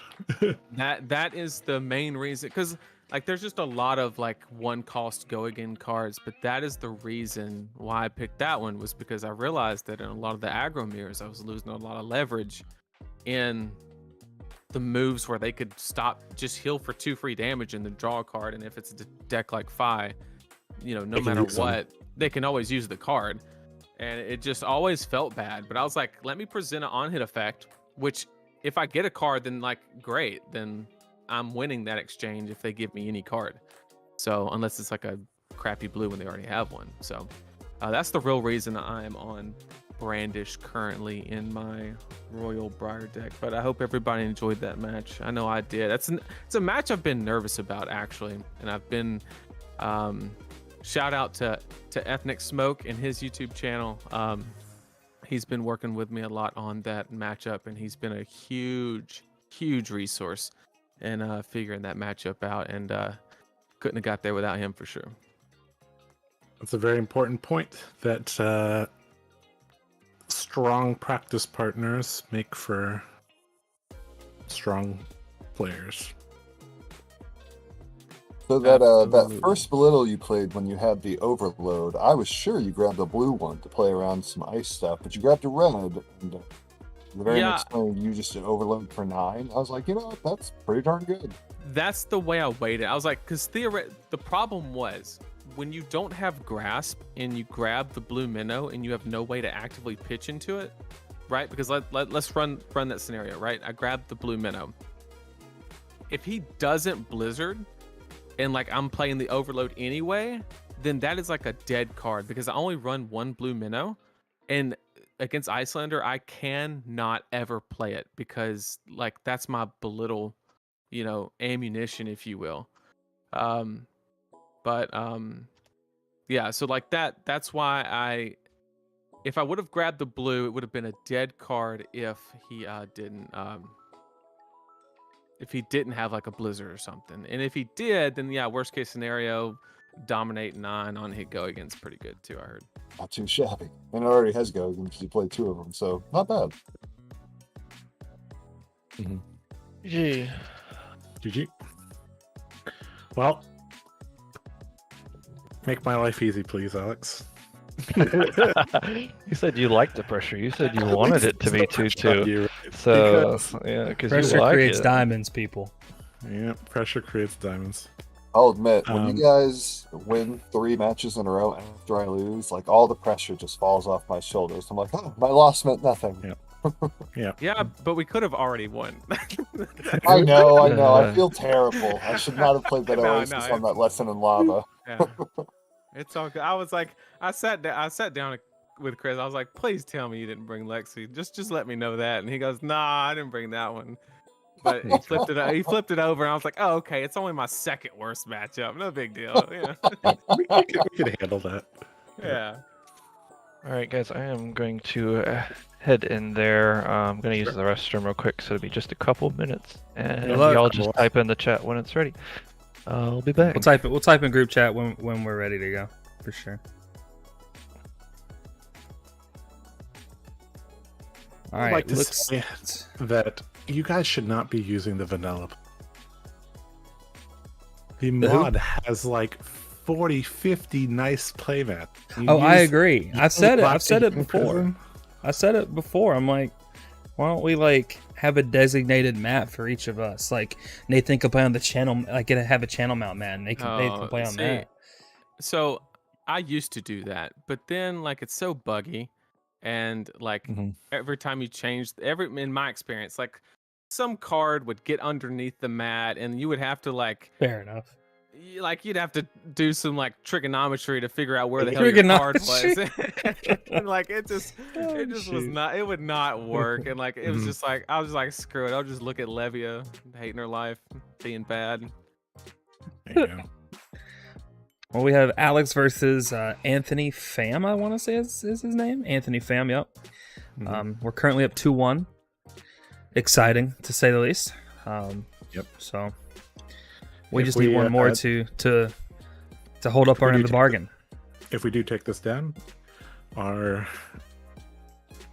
Setley show match against Blue Pit will be for something at least. It'll be we'll have a lot of rights. We haven't been able to schedule something with them yet, but yeah. I'll be back in a couple of minutes. I think even if you know, we happen to lose this match, or we end up playing Blue Pitch next round, if we do end up winning after these next two matches, I do think we should get a show match in with them regardless, because the world needs to see the Blue Pitch fellas. Absolutely. Those guys are always a blast to play against, for sure. They're funny dudes. I enjoy their company, so. I'm happy to see that they ended up winning their round in top 16, because at first we did tell them, you know, hey, we'll play you guys in the finals, and then turns out we have to play them if we were both to win in the top 8. So well, I guess that's what I have to do, right? But so what kind of heroes are we looking at left? So we saw Kano, that was unrecorded off stream. Then Nathan, you played Icelander, and then Nam played Briar. So we've got Kano, Icelander, Briar out of the way. So we're probably looking at what, either Oldhim or could be Fi. Dash out there, right? Dash, Oldhim, Fi, I think would be like the three that we're kind of expecting. Could slip in with like a Rhinar maybe. That'd be exciting. It would be, especially knowing what Alex is on, and it could be a tough one for him. But I think just kind of how we looked at the last rounds and through Swiss, or I guess the group stage, it's very possible this player is on Fi. So we'll have to see. But you never know, because Chris didn't play Icelander at all, and he flipped it over. And yep. I do know somebody in chat did say that he did play at Icelander at US Nats. So he has a little bit of experience with it. Yeah. See, I didn't even know that. I think that guy plays a lot of Flesh and Blood. I think it showed in the World Championships too. So. Yeah. Shout out to him. Super cool guy. Super cool guy. He's always been nice ever since we've been playing in the week. Like, what was it? The first stage of the FAB Team League back in season 1, I think. So always a cool dude. Always close matches with him too. And so. I'll just never forget. We played at Worlds. I think it was first round of Swiss, and it was a Briar mirror, and we know how those go. And at the beginning of the game, everything was going right for me, and just the absolute worst was going right for him. And it just eventually, like, things, I think I kind of bricked on a hand or so, but like eventually things kind of evened out toward the end. But just the fact that he just stayed in the game, did not tilt at all, and played the best Flesh and Blood he could to eke out the win. It was so impressive, and that's exactly why he got second at Worlds, because I mean, frankly, he deserved it. Some really clean play by him, for sure. It looks like we do have Icelander Fi matchup. do think that's one of the matches that Alex has the most reps against. But this is the most classic of classic matchups here. Yep. Fire versus ice. Zuko versus Elsa. Mm-hmm. Yep. So this is probably one of the harder matchups for Icelander overall, especially if the Fi has the little package in their deck. Yep. Doesn't every FI have the little package? I think almost all of them do. Yes. Yeah. So. Yeah. I've never seen a FI that didn't. So. Yeah. But even then, just because of like the opportunity windows, like for example, when somebody reveals on a belittle, there is a window that you can respond in that you can like blizzard before he can go fetch his blue minnowism. So like if you know what you're doing with Icelander, from the people that I've talked to, I would say that this match is pretty 50-50 now that the Fis have had time to like kind of adapt, put in E-pots, things of that nature. If it is favored for Icelander, it's not by a whole lot.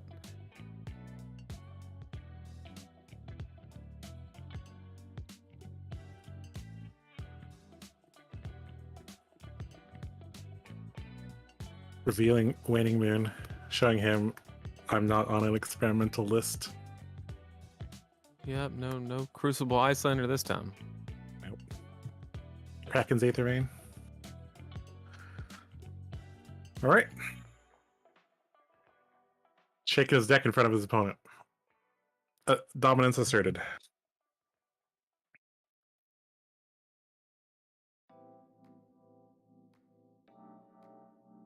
All right, so I'm pretty sure that just either player probably wants to go first. Depending. Alex needs to start at 36. Yep. Yep, the game is fair. How broken would Icelander be starting at 40? Well, with the way Hamilton built it, it probably hurt it because you would start at even life and all your shit's turned off. So Yeah. you probably lose a lot of value there. Mm-hmm.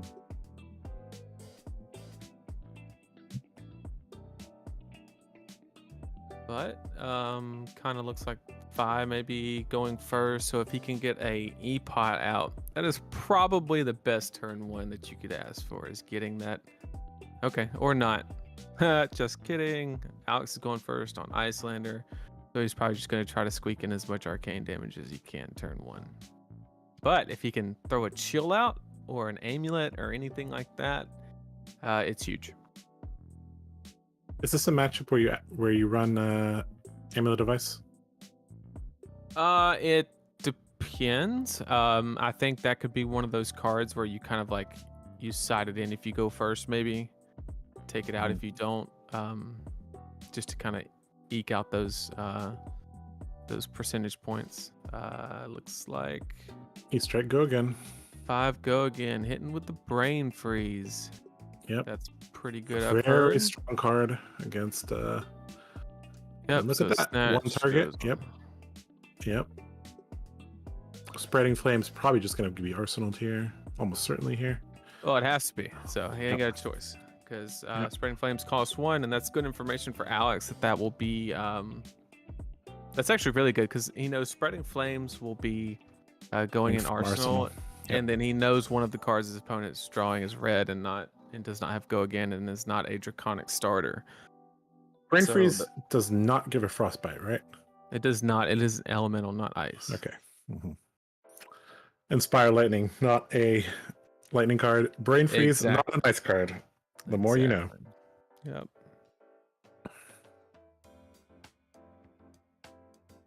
Pretty good turn cycle here from Alex, I believe. Yeah, it looks straightforward. Probably expecting a Cornet Peak on his turn, and then arsenaling some type of ice card if I had to guess. Or could throw an attack. That works too. Yep. And then So just this is arsenal the ice card. where you'd want to throw a chunky attack here, right? Because you want an arsenal for disruption. Yeah, if you come off an Arsenal knowing that the FAB player has a Spreading Flames in Arsenal, you're probably just asking to die. Yeah. Because that's really how you die. Yeah. So if he has the blue in hand, he's probably going to open up with it, assuming the hand supports it. And yet there's the blue. So Alex does know that one card in hand is a red snatch, so he just has to keep that in mind. Yep.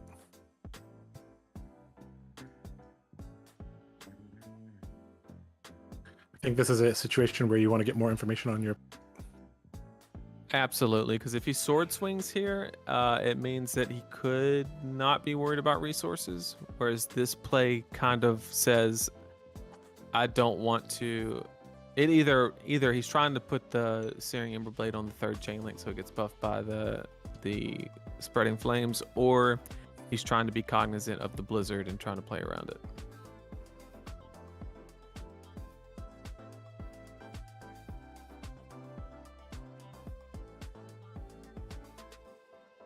I think the Ember Blade needs to come in at the fourth chain.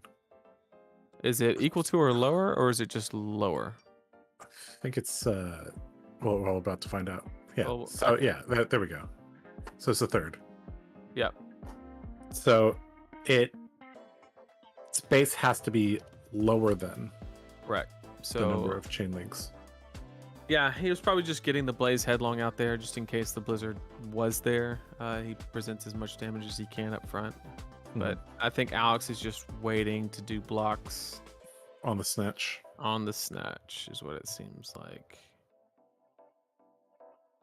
But The snatch wouldn't have go again anyway, so this is probably Phoenix Flame, snatch, or Phoenix Flame something, then snatch.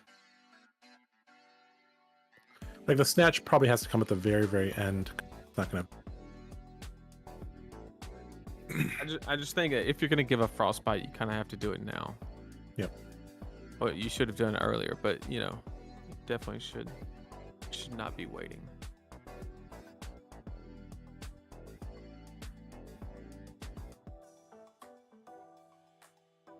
All right, Spreading Flames, giving a buff.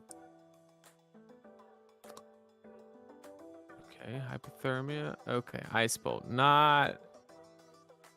Okay, so he's basically saying if you want to play that snatch, you're gonna discard a card, which is good. The only thing is, like, Ice Bolt's really expensive to do that, which is kind of why it's. It doesn't have Tunic. Right. If you have Tunic, it's way better. Mhm. Okay, so being efficient here, using the gauntlets here. Yep. And this also makes the links not hurt so badly. well, the thing is, like, I don't know about using an Iron Hat there because you know the snatch was coming, or he would not have pitched in the first place. So That's true. Yep, you're right. And you knew what the card was, so maybe. Yep, you're right. Maybe you know, I would even like entertain giving him gauntlets and Cornet Peak to cover up the snatch, and then that way you can stay on a 2-card hand, assuming you have like a, you know, another Scar or something like that.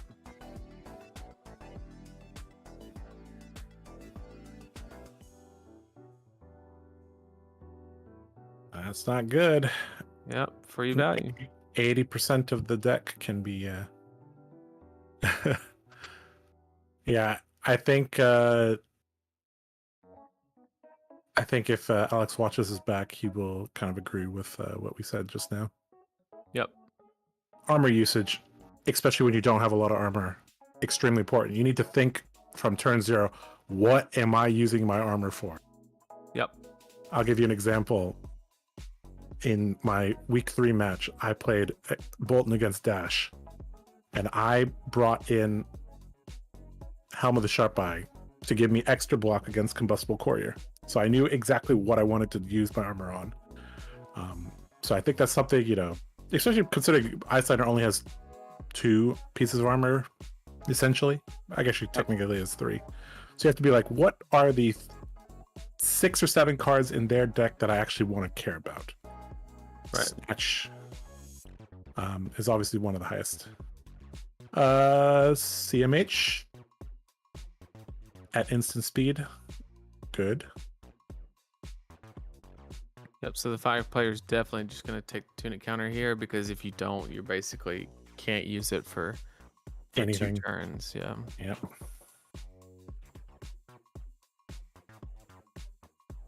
And we'll probably see tunic from Alex to Waning Moon here. I don't know if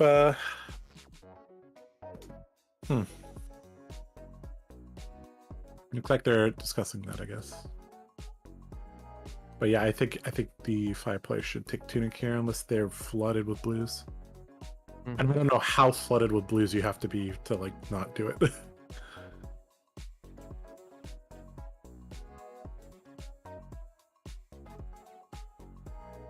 But I mean, that's the thing. Even if you are flooded with blues, it's like you literally are not going to be able to use it until it ticks up again.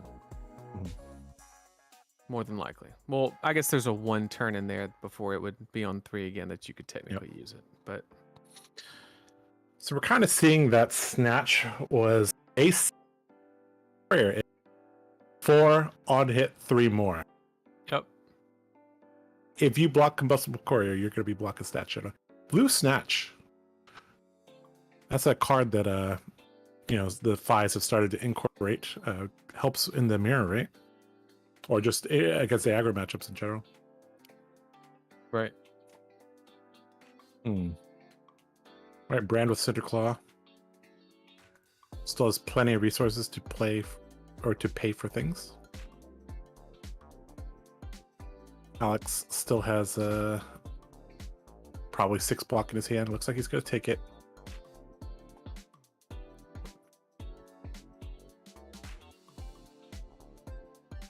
So this might be a turn to use the links because you don't have to pay to tutor a card. Okay, looks like... Okay, so we've seen him pitch 2 Art of Wars. That's good for Alex. Yeah, that's very good for Alex. I think the 5 player probably should have arsenaled that Art of War, don't you think? It just depends on what. Yeah, definitely should not have if that was the line. So. Yep, this sounds good. So what went wrong here? If Alex decides to finally block, if he would have blocked the Rising Resentment at the beginning, because of the Rising Resentment on hit effect, he banished the Brand from Cinderclaw from his hand and gave it a -1, which cancels out the Frostbite, which fit perfectly into the mana curve. And this line would not have been possible if that was blocked. So if we see a block here, then it's just you that's a feels bad. Yeah. Kind of like that. Like if that was just shifted down to the bottom, you wouldn't be eating 5 right now. So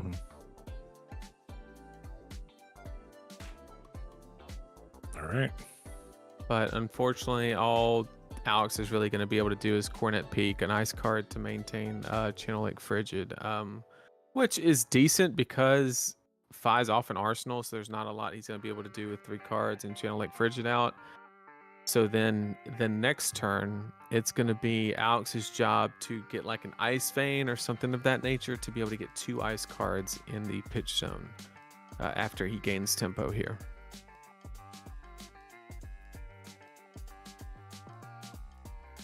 Because currently I would definitely say that he's probably a little bit behind right now. Yeah, we've seen 2 kind of smallish mistakes, but I think especially considering the deck is all about he Waning Mooned on the Channel Lake Frigid, right? I believe so. So his tunic should... Yep, tunic should be on 1. Pretty sure. He was asking if he ticked it up, if it should be on 1 or 2. Okay, so that's a good way to maintain Channel Lake Frigid, is by throwing 7 at your opponent. I support that. And it's also like very decent to come off of an arsenal here because you know that like the opponent's not going to be able to do a whole lot on a 4-card hand through Channel Lake. So definitely don't hate it. Although this 5 players really got to keep in mind to keep the pressure up, because that's what's so difficult to play against Icelander here is like, yeah, you don't want to eat 7, but if you block here, then you're like given full tempo, right? Because like, what's the best play he can make? Pitch a card in red snatch? Like, is that okay? That's pretty decent. That's a decent turn. Yeah, it's a good turn, but he took 4 damage and gave complete tempo. And now if Alex can find a way to put 2 ice cards in the pitch zone, that is massive.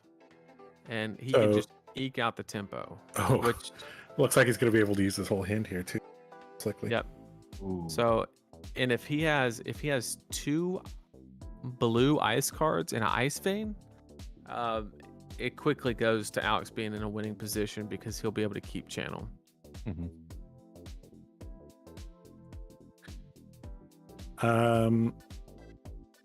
Shuko has Blade Break, right? It does. So there's no way I don't you think throw you this. committed on that block yet. There's Oh, no cool. way you commit this on this. I would be taking 4 all day. I mean, it does depend, because what you have to keep in mind is as the life gets lower, there's going to be less times that your chain links go far enough to where you play 2 or lower attacks. The only thing that discredits that idea is you do have an E-Pod out, so like you are definitely going to get at least 1 more use out of it, preferably on your mask turn. Yeah. So I think it is probably like 1 turn too early to give it up, but Yeah, it's a tiny bit early, but Yeah. definitely. When you haven't cracked be okay. Mask yet, because Mask is always going to grab Lava Burst or Salt, so it's always going to get that glove value. I think you're right. It's a little too good to be cracked on that. Yep. yeah, and his life's a little too high to adopt the mindset of like, oh, This don't is a know if- really good 4-card hand. I mean, it's not as good as Ice Vein, but it's good. It's good. Yeah. Um, It's still gonna. Oh, jeez. Okay, that's pretty good. Now- Oh man. I think that was accidentally a good play, not on purpose, because if he didn't block there, then that's a bad play. But because he blocked there and put his hand in an arrangement where he's like, okay, I know exactly what I want to do, and this is how I'm going to do it. And then you demand 1 more card, it kind of hurts. But like, if he didn't block with that E-Strike at that point in time, which the go again should have been a Burst. giveaway. What can you do with 1 card hand, right? Yep. So E-Pod into a Belittle. I like it. Was it a CMH supposed to stay around, or was it not CMH? No, it it was just- CLF, and it was not. It was already on 1. was already at 1. Okay. Yeah, it does not stay around. Okay. The only way he could have kept it around is if he Ice Vein. Double pitch. Right. We were talking about double Yeah. pitching. Yep. Right. All right, the life totals have evened up a little bit, but the 5-player is still attacking into Icelander, and Icelander does not have an arsenal. I mean, this is going to come down to Storm Striders versus Pouncing, I think. Who gets more value out of them? You're Well, absolutely right. The problem here is you're going to see a wide enough turn that is exactly good enough. I'm 90% sure the 5-player is going to pop Mask here. Yep. To go grab a Lava Burst, because I mean the line is basically Flame Call Awakening, go grab the Phoenix Flame, then he's gonna Sword Swing with the blue that's in his hand, and then Phoenix Flame, Lava Burst, right? He's got a blue and an Artivore in hand. This would be pretty gross.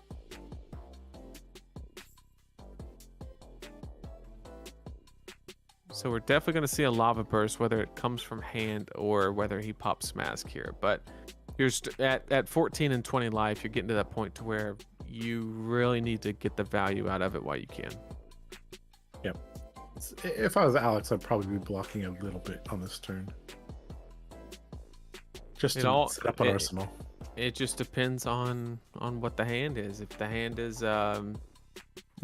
red Ice Vein, and maybe you keep it in like a Blizzard or something to put in arsenal. I don't know. So if you've watched me play FAB before, you know, I have a spotty history with Mask of the Pouncing Lynx. I finally gotten to a place where, yeah, of course you pop it on your Art of War turn or your Spreading Flames turn if it's getting good value. But nowadays, if the heroes are in the 20s or less, you pop it as soon as possible. So he's got to be popping it this turn. I think. Right. Like, equipment usage is one of the biggest ways that you can get an advantage in this game. Yep, Ice Eternal is a very underwhelming card in this matchup specifically because if you pitch too heavy into the frostbites, you get hard punished if they have enough resources to cover.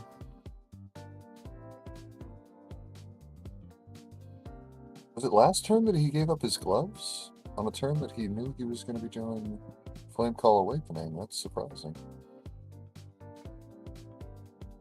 Yep, this next one. Once he actually activates Fi, it would be coming in for an extra damage. I like to try and get a +2 to 3. It looks like he's trying to deny the mask trigger here. It's smart if you can. It's very smart. And this is so bad. That's max punishment here. Tide flippers into. Yep, Tide flippers, pop it. And so you gotta throw 2 cards at this, right? If you don't, you'd be ready to take 5 more. Yep. And you can't go to 1 here. You just can't. So I think you have to get both cards.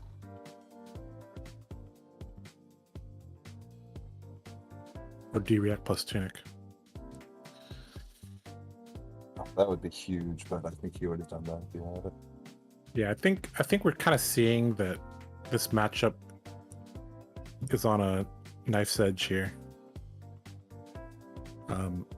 You mess up even a little bit as Icelander, you block wrong, or you just present the wrong disruption at the wrong time. The game can get out of control pretty quickly because the fight is in no threat of dying, so there's no incentive to block anything. Right. I mean, Fi is just in a really good winning position right here. Yeah, I don't know how come back up. Okay, that has to be a 5 block. Yep. All right. Even worse, Really I have to give 2 cards and the Tunic here. That's rough. I mean, this is one of the hard things about playing against Fi. The attack pattern is pretty hard to figure out. I don't think he can win from here.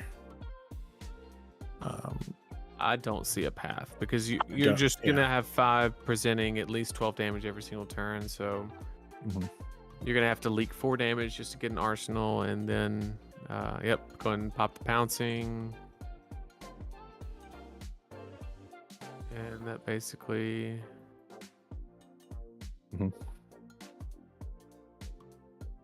That should do it. You just grab the salt. Yep.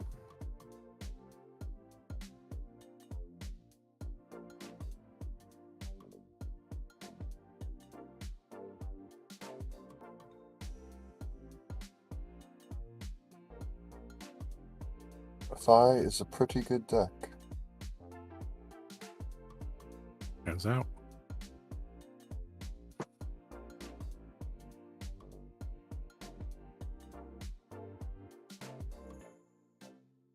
And yeah, this is kind of the beginning of the end here. Spreading Flame's going to give massive value this turn.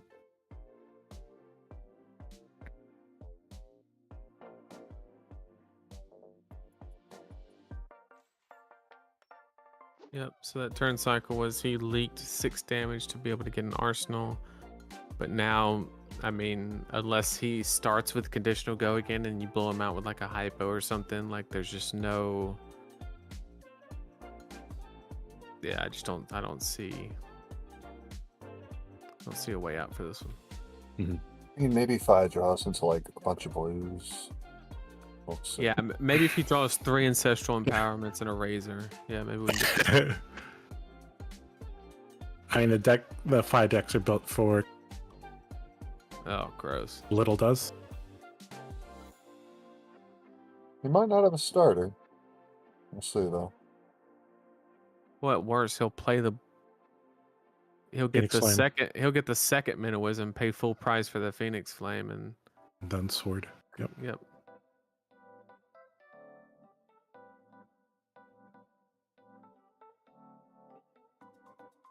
This is one of those games that you're seeing the consequences, I guess, or the results of decisions made 10 turns ago. Yep.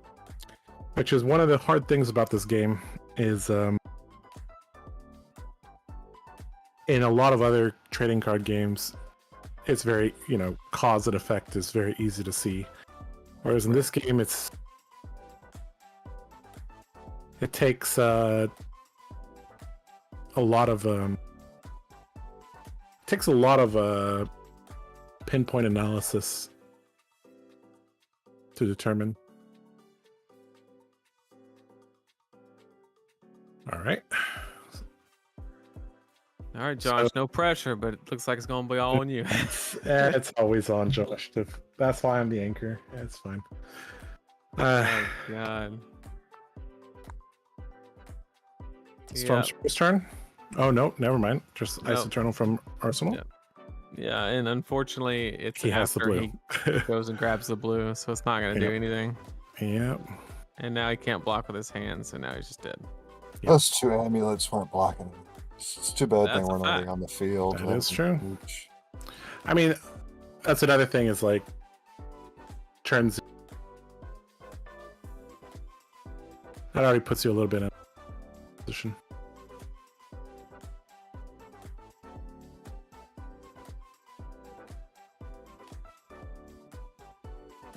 This is why I've been having so much fun with Fi though, because he just, thanks to Belittle and every other card he has available to him, it's just Mhm. very efficient. It's so good.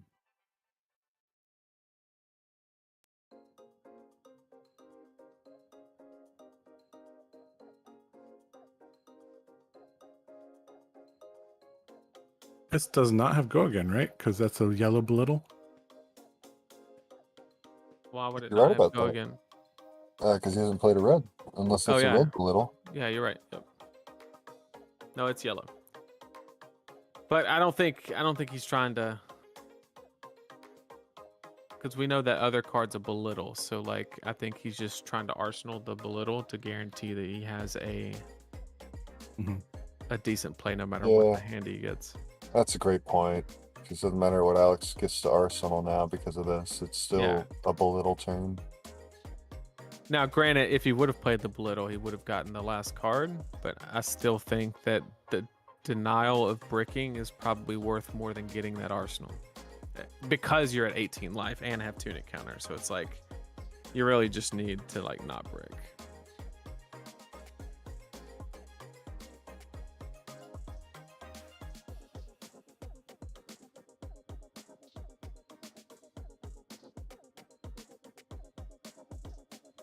It's a copy. Well, almost.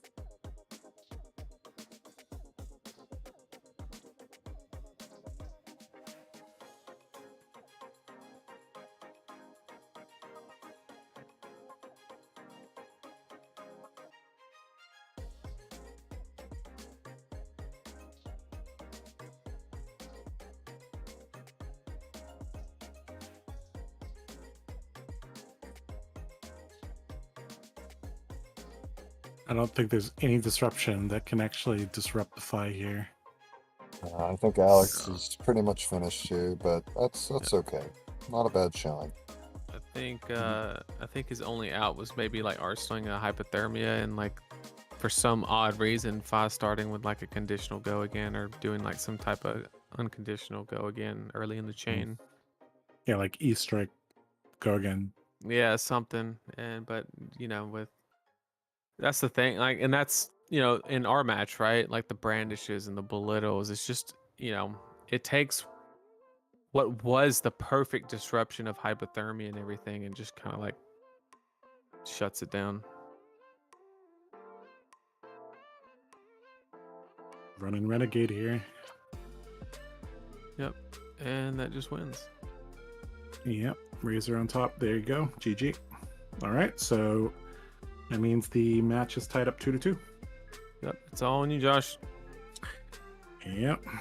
Don't fuck it up. I'll try not to. I have faith. I will give a entertaining game if I can.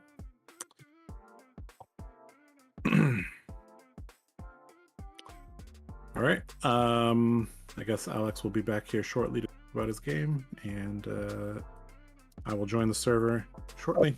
What we call the stone cold nuts. That's pretty good. I drew 0 blizzards and he drew 4 finishers. So, GG. Yeah, but at the same time, you didn't block the snatch that you saw like last Tuesday that you knew it was coming. Tell me how I knew the snatch was coming. Wait, what did I miss? You put it back You on put top it- of his deck, did you, You not? put it With on brain top freeze. of brain Oh, freeze. yeah.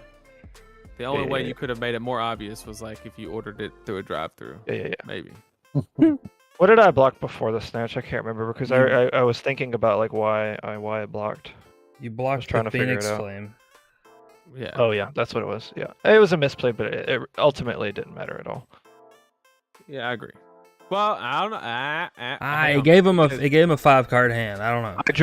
I drew 0 blizzards throughout that entire game, and he had 2 blues in every hand But- with a finisher on 4 of those hands. There's the no way problem was for the Icelander to rising win that. resentment that you gave him on the snatch discounted the frostbite, which gave him the perfect pitch line to get to a lava burst. So letting that snatch hit cost the 3 and the 5. It was an 8-point swing by leaking 1 there. Well, I don't know. I have to go back and look at it. Yeah, I don't have my brain doesn't work like Yeah, that. But the card that he drew was a Rising Resentment, which he played from Arsenal the next turn, and then you played a Channel Lake Frigid or something and gave him a Frostbite, and he banished a Brand of Cinderclaw, which is a 0 cost, and then he played it next, which discounted it and removed the Frostbite effectively. And then he had just enough pitch. hypothetically, it would have removed it, right? No, Because it didn't actually come up. I don't believe. That's the line that happened. He had perfect money to pay for the lava burst at the end, and if the rising resentment hadn't hit, he wouldn't have been able to. He didn't banish off the rising though. He Did he did. not? I'm almost certain he didn't, but Well, if that's the case, you didn't make him pay a Frostbite then. I'll have to go back and watch it because I don't Yeah. remember. I was very focused on my own hands because my own hands were extremely tight. Sure. But It was. I actually missed the snatch, but they were talking about that when I showed up. But aside from that, it seemed like you played everything pretty efficiently. Just a lot of aggression from 5. it always felt like his hands were perfectly lined up to my hands, like the entire match. It was like, Oh, yeah, okay, yeah. I've got the channel mount or the channel Lake Frigid here. He's like, all right, I've got 2 blues and 5 attacks, and it just it never seemed to actually I never actually disrupted him one time that entire match. Right. Lava burst when you were trying to shut down his mask of momentum turn. That was pretty annoying. Yeah, he definitely could have. Every single belittle, he had the blue to pay into it, so there was no card cost. Yeah, the he paid for the belittles. extra frostbite with his tunic. That's what he's saying in chat. That's Oh, not okay, gotcha. that's how I remember it. Gotcha, that makes sense. Okay. But yeah, so that's just how that the way Icelander can ink those matches out is when they get the all red hands and they have to actually pay for the belittle. And Yeah. it's not Yeah. two That floating, 3-card you get hand on another energy blue. pot was insane. Yeah, that's pretty good. Pretty good. I thought I got him with the baiting a block out and getting him with the coronet peak, but ultimately that match was not close. Energy potion. It's funny. Yuanji was talking about how he thinks in the mirror when the Fi goes first, he should run 2 epots because if you find one in your opening hand, epot just says I get to have a Fi turn. It's going to be great. Yeah, but then you get hit with an on-hit effect and that's your I don't know. It's a close one. I've only done it in for funsies matches, but when I do find it on turn 0, it's so gross. You just demolish it's the Fi. best, but Isn't the 5 mirror match one of them like matchups where you can get a decent amount of damage in more than likely on turn 0? Oh, Because of, absolutely. Yeah, absolutely.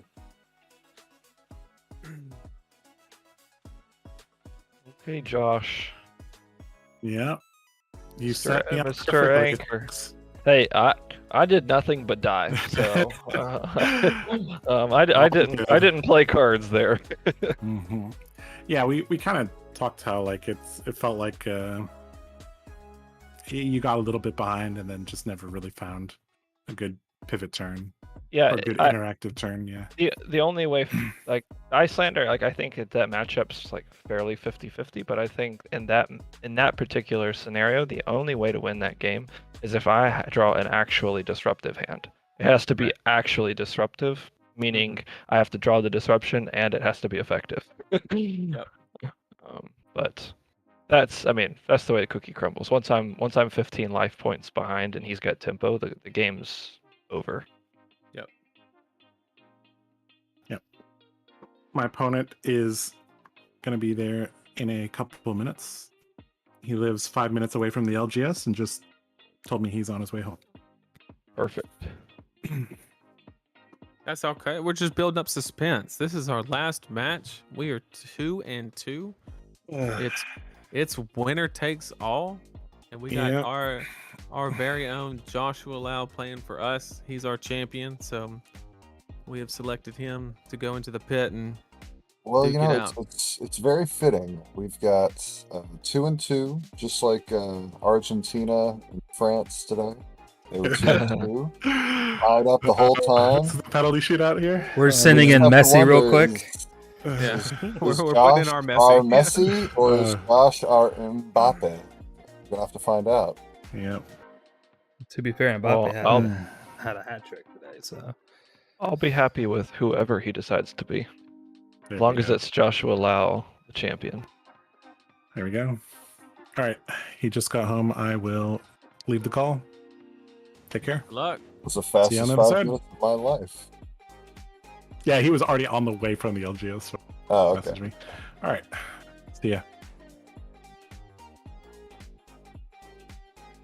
You know, Alright. I gotta appreciate this, guys. That Kano I played was a gentleman and a scholar in our match, at the very least. And I think this has been a good series so far. But I'm rooting for our homie, rooting for the big Josh Lau. So we got about 40 something people in chat with us watching. So just wanted to say thank you guys for spending your Sunday evening, assuming you're relatively close to where we are with the games. It's always fun to put these matches on for you guys and kind of talk over them and maybe give you a little bit of value on them. And heck, we probably learned some too watching these matches and talking about them and going through different lines. And it's always an enjoyable experience for sure on our end, and I hope you guys enjoy it just the same. Absolutely. This is kind of like the reminder for people who want to be like super competitive at card games, something I'm going to bring up here. If you want to actually be super competitive and play your best when you go to tournaments, you need to play kind of the perfect amount leading up to the event, as in you need to play enough where you're familiar with every matchup and every line, and you don't have to waste brain power on like decision points that you should already know how to solve. And you also don't want to play too much because you can kind of fry and kind of get complacent in certain situations.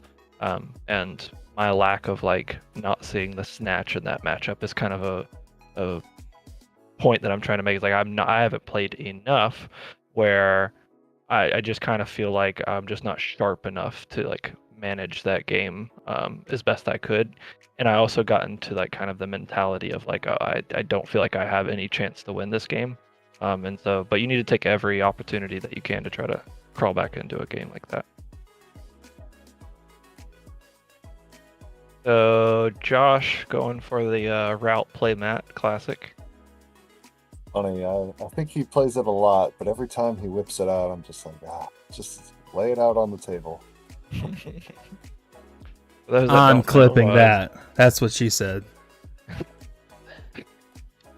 For those that don't know, Josh's route in his actual deck has a stat track counter. And for those that don't know what that is, literally anytime he wins a game with route, with reprise, he pulls it out of the sleeve and puts a mark in it. So it's We could basically a probably kill tweet it counter. out. We can probably tweet it out and let people know about it. Because that's pretty funny. I wish I had done that with like merciful retribution in prison. Like I love that. The idea of just a little mark on little tally count I on mean, the back. how like rude is that to your opponent? Where like after the match you're like, whoop, pull out your pen. Like ask them for the pen too. Like you got a pen. So funny story. Nationals 2021. I will not disclose the player's name. But Josh in Bolton routes him for game because he just didn't see it coming, and he put his head in his arms and just sat there, not saying a word for at least 5 minutes while Josh is sitting there, being Josh, talking like in-game banter. Pulls out, yeah. The guy looks up to start talking to Josh. Josh pulls out the route and then knocks the back of it right in front of him too. Jeez. He was so upset. This is the funniest thing ever. I can definitely say that I'm personally responsible for at least 6 or 7 of those marks for sure. He's gotten me a fair amount of times. Well, I had a feeling that this was coming. We hadn't seen Oldhim on the other side of the board, and whoever got matched up against Josh was surely playing Bolton, or surely playing Oldhim. Yep. So Josh is definitely prepared for this match. I mean, he's just played it so many times, and the way that one of his favorite things to do anytime you play against a hero that has agency during your turn. I will say this, but let me cut you off real quick. Yep. There's not a huge delay on the stream, so if you have tactics that he uses, I would be just a little cautious with saying them. As they could message him. Nothing that's gonna nothing that's gonna be like giving away anything. But he kind of likes to like test his opponent and kind of see their tendencies and what things he can get away with and what he can't, and then play accordingly. Yep. And so basically like set up a situation where somebody would ice react, and then if he doesn't, he goes, okay, well maybe, okay, sure, and then kind of so forth and so forth. So nothing that you can really exploit, fortunately for Josh. But that's just something to keep in mind, because if you notice tendencies, like say you play against an Oldhim and he's like ice reacting like every turn, then you can definitely exploit that, and it really works for any hero that has agency on your turn. It's a very good thing to utilize for sure. Absolutely.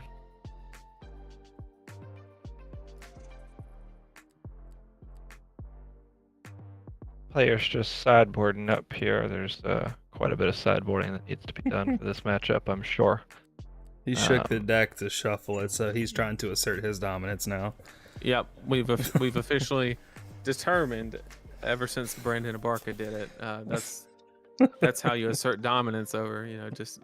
We're not gonna hover over and hit R. We're just gonna grab this son of a gun and we're just gonna shake the crap out of it. If I'm not mistaken, everybody so far that has shook the deck to shuffle has actually lost their match. Am I wrong? Well, except for Nathan. I shuffled mine. Oh, you did it. Okay. Well, I shuffled mine normally, but then while Chris was thinking, I said, you know what? Dominance. And I picked it up and shook it real good. So you salty dog. Yeah. Just some friendly banter.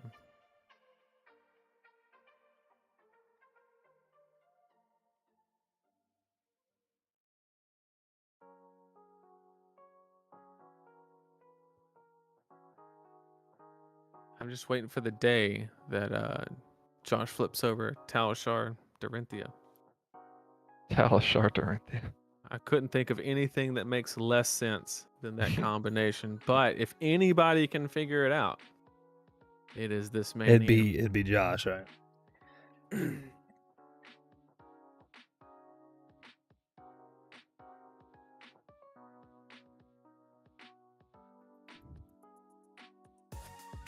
Somebody asking in chat who is on the experience team.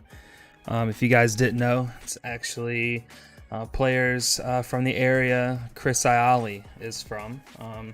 It's like Tyler Horspool, Chris Iali, Adam Fiffles, Andrew Rudin, Brandon Abarca, Anthony Pham, and I'm sorry if I'm missing any more names. Those are the ones that come to the top of my head.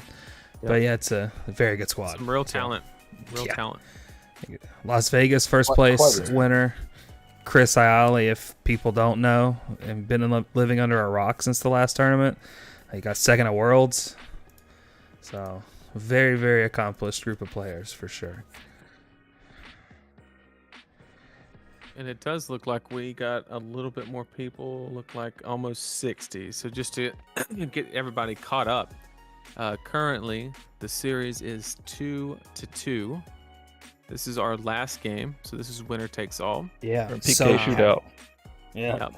And this is also like we're in single eliminations. We're in the playoffs, the top 16, whatever you wanna call it. So whoever wins this game will go on. The team they represent will go on to play Team Blue Pitch, which is on our side of the bracket, and then the winner of that, of course, will continue on as well. Shout out to FAB Rec in the chat. It is SoCal. It is SoCal, not NorCal. SoCal is where they're from. Yeah.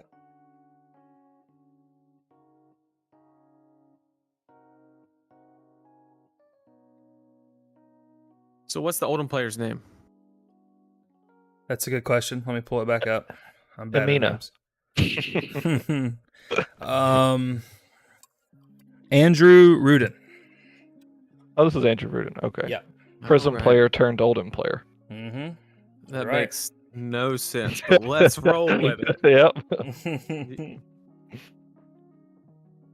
All right. I would never. That goes in against my base illusionist instincts.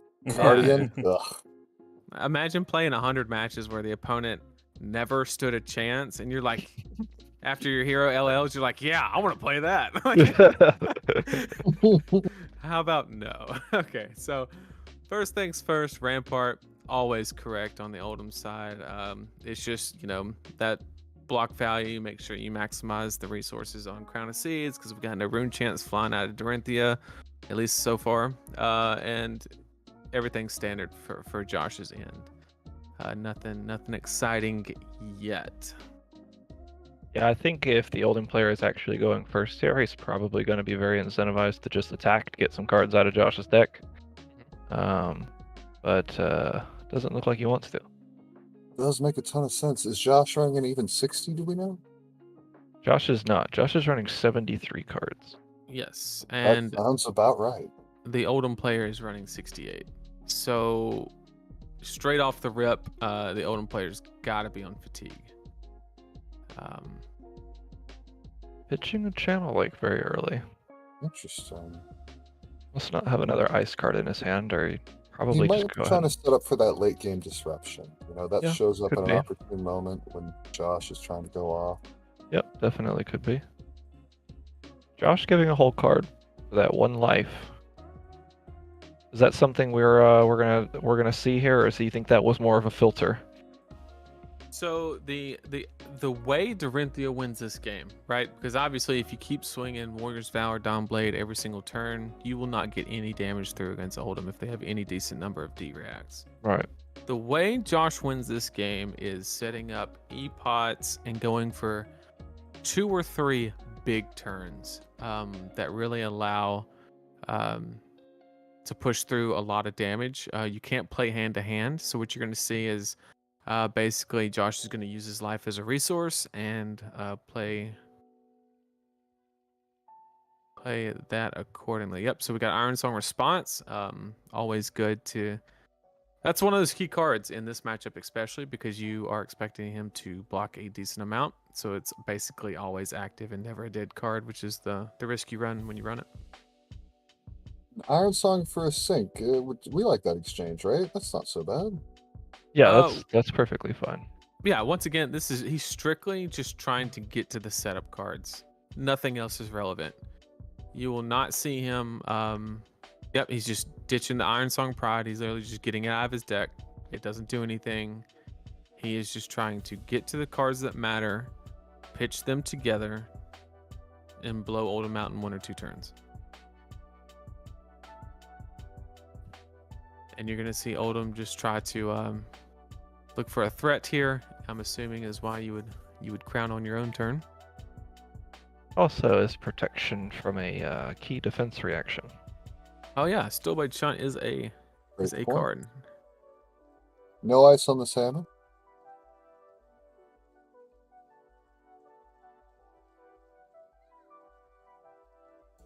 Okay.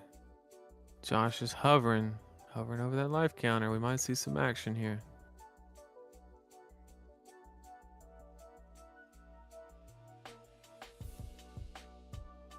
What was the other card that the Oldhim pitched? I didn't actually see.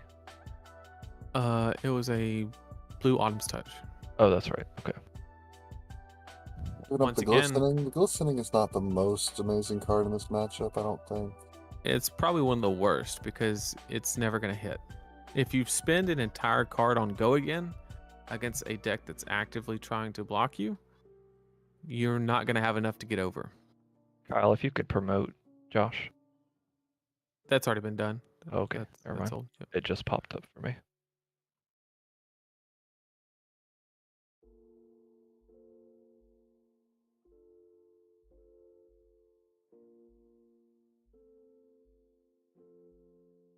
So this is kind of be the trend for now until Josh finds the cards that he likes, or until Andrew finds the cards that he really likes.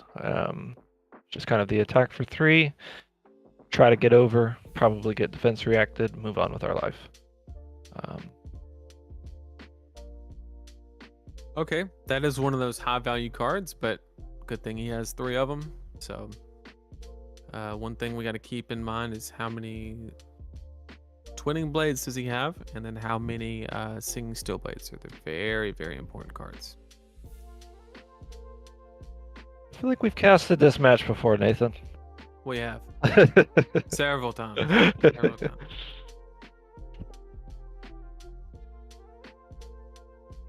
What do you think we're grabbing here? If he has a 3 pump in his hand, Then some sort of Go Again.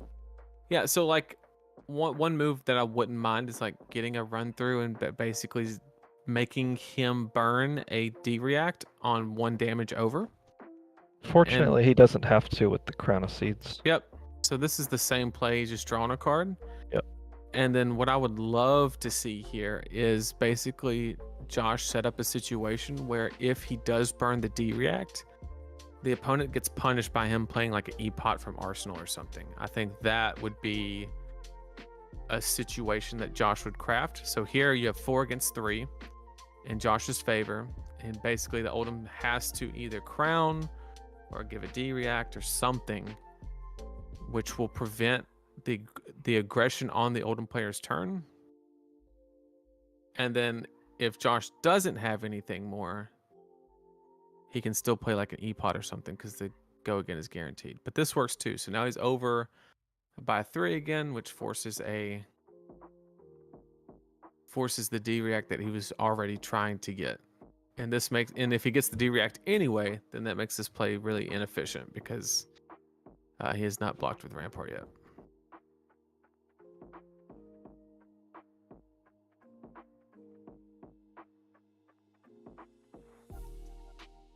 Looks like he's thinking about ice reacting this last card. Always super risky, but it does make sense in this situation when you have none floating.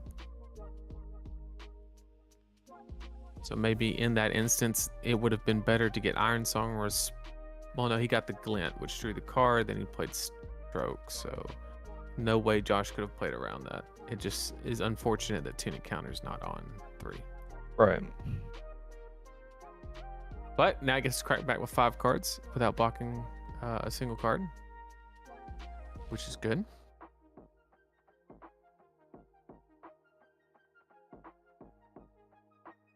Tunic up for our Oldhim player, though, so he has a pretty decent middle spot.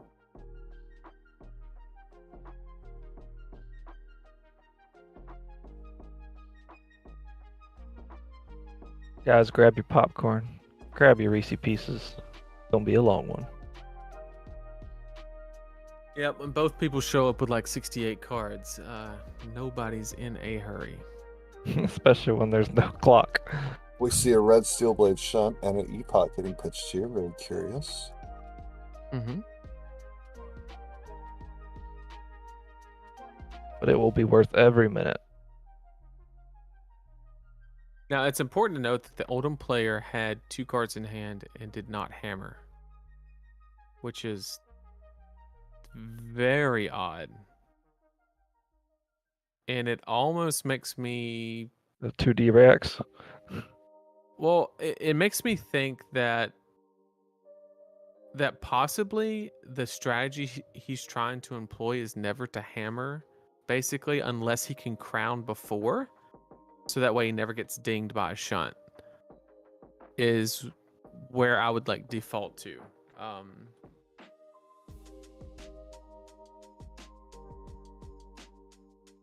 Yeah, he's basically just saying, give me that tunic counter.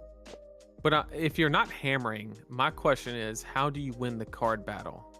Because every turn you're giving a card because of the base 3 on Dawnblade, but you're not going to be getting cards for your weapon value. So I would think that as far as cards go, you would lose that exchange if you never hammered.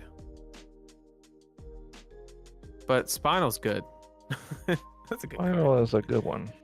I feel like Josh has been sitting on a D react at that Arsenal.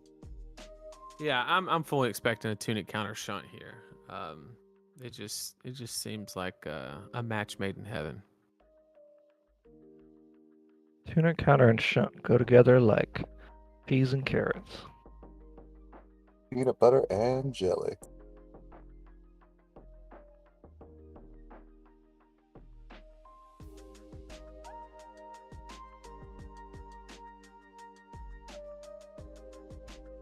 Guys, if you're enjoying this last match and you haven't already, click that little like button. There's 53 of you in here. We got 9 likes on the video right now. Let's get that number up. Try to get a few more people to be able to see the video so everybody else can witness this climactic match.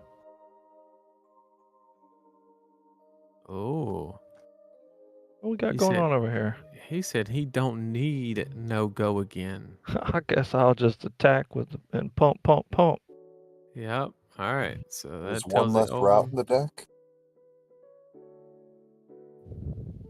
See, that's the thing. Like routes, when you're playing an opponent with red, blue, yellow, orange D reacts, route's not very good because you can always just replay the D react. So Great point. Josh is taking that into account, and he's just highly prioritizing the. Ooh, did we just block a naked Dawnblade? You never block a naked Dawnblade. In this matchup, you always block a naked Dawnblade because you're trying not to die. Yeah, he's trying to fatigue. Yeah.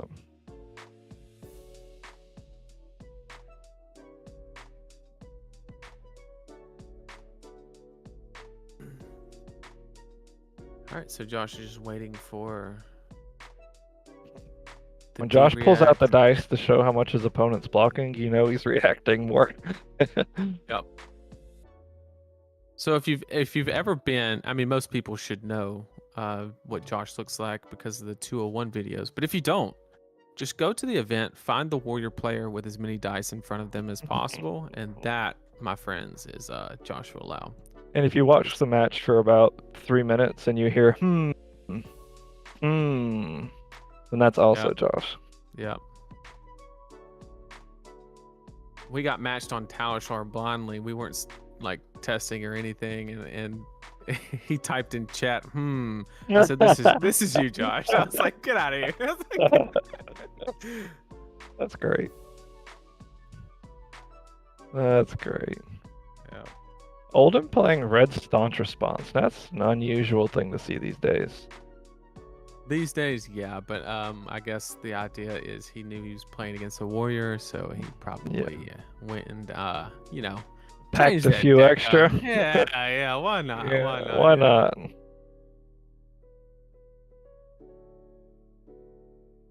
You're right. The red one is the lesser seen, but it does do pretty good job. We should have put Josh on dash and just thrown everybody off. Oh my god, Oh, the that would've world been would be upside hilarious. down. Everybody would be looking like they need a software update. He flips over dash. You get the window sound in the background. Da-dong.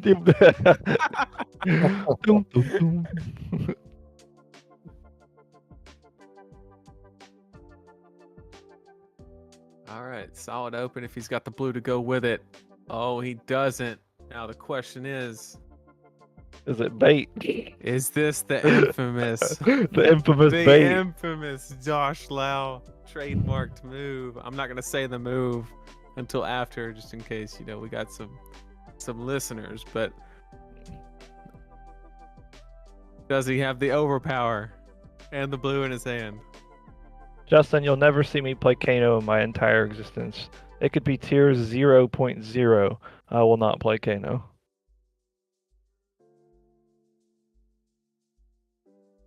Those who know me know I have a vigorous hatred for Warrior. Or sorry, for Wizard. Even though I just played Icelander. But I also had 9 attacks in my deck. Yeah, he doesn't mind it if it helps him win. Yeah. But if he plays against it, it sucks. It does. You hit the nail on the head. Like you know me. That's it. Now, the one bad thing about this is it gets hard shut down by a sink blow. But, oh, he got there. That's huge. Oh, we got some damage. That is damage, guys. We have been here for probably 10, 15 minutes. I repeat, damage has been dealt. Each player's taking 7 out of 40, so we're getting there. Justin, I don't hate you. I hate your hero. It's not you, Justin. It's Yeah. the choices you make. Yeah. It's not you. Not you.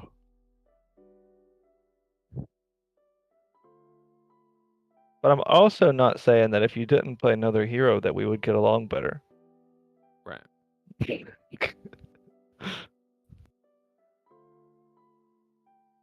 I can't say that because I've actually never played against Justin.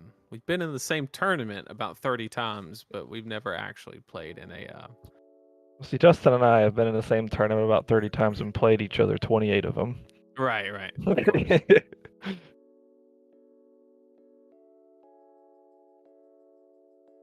Disable. Oh, disable. Okay, the red one. Oh, spicy red 9 damage. Okay, now normally I would hate this move, right?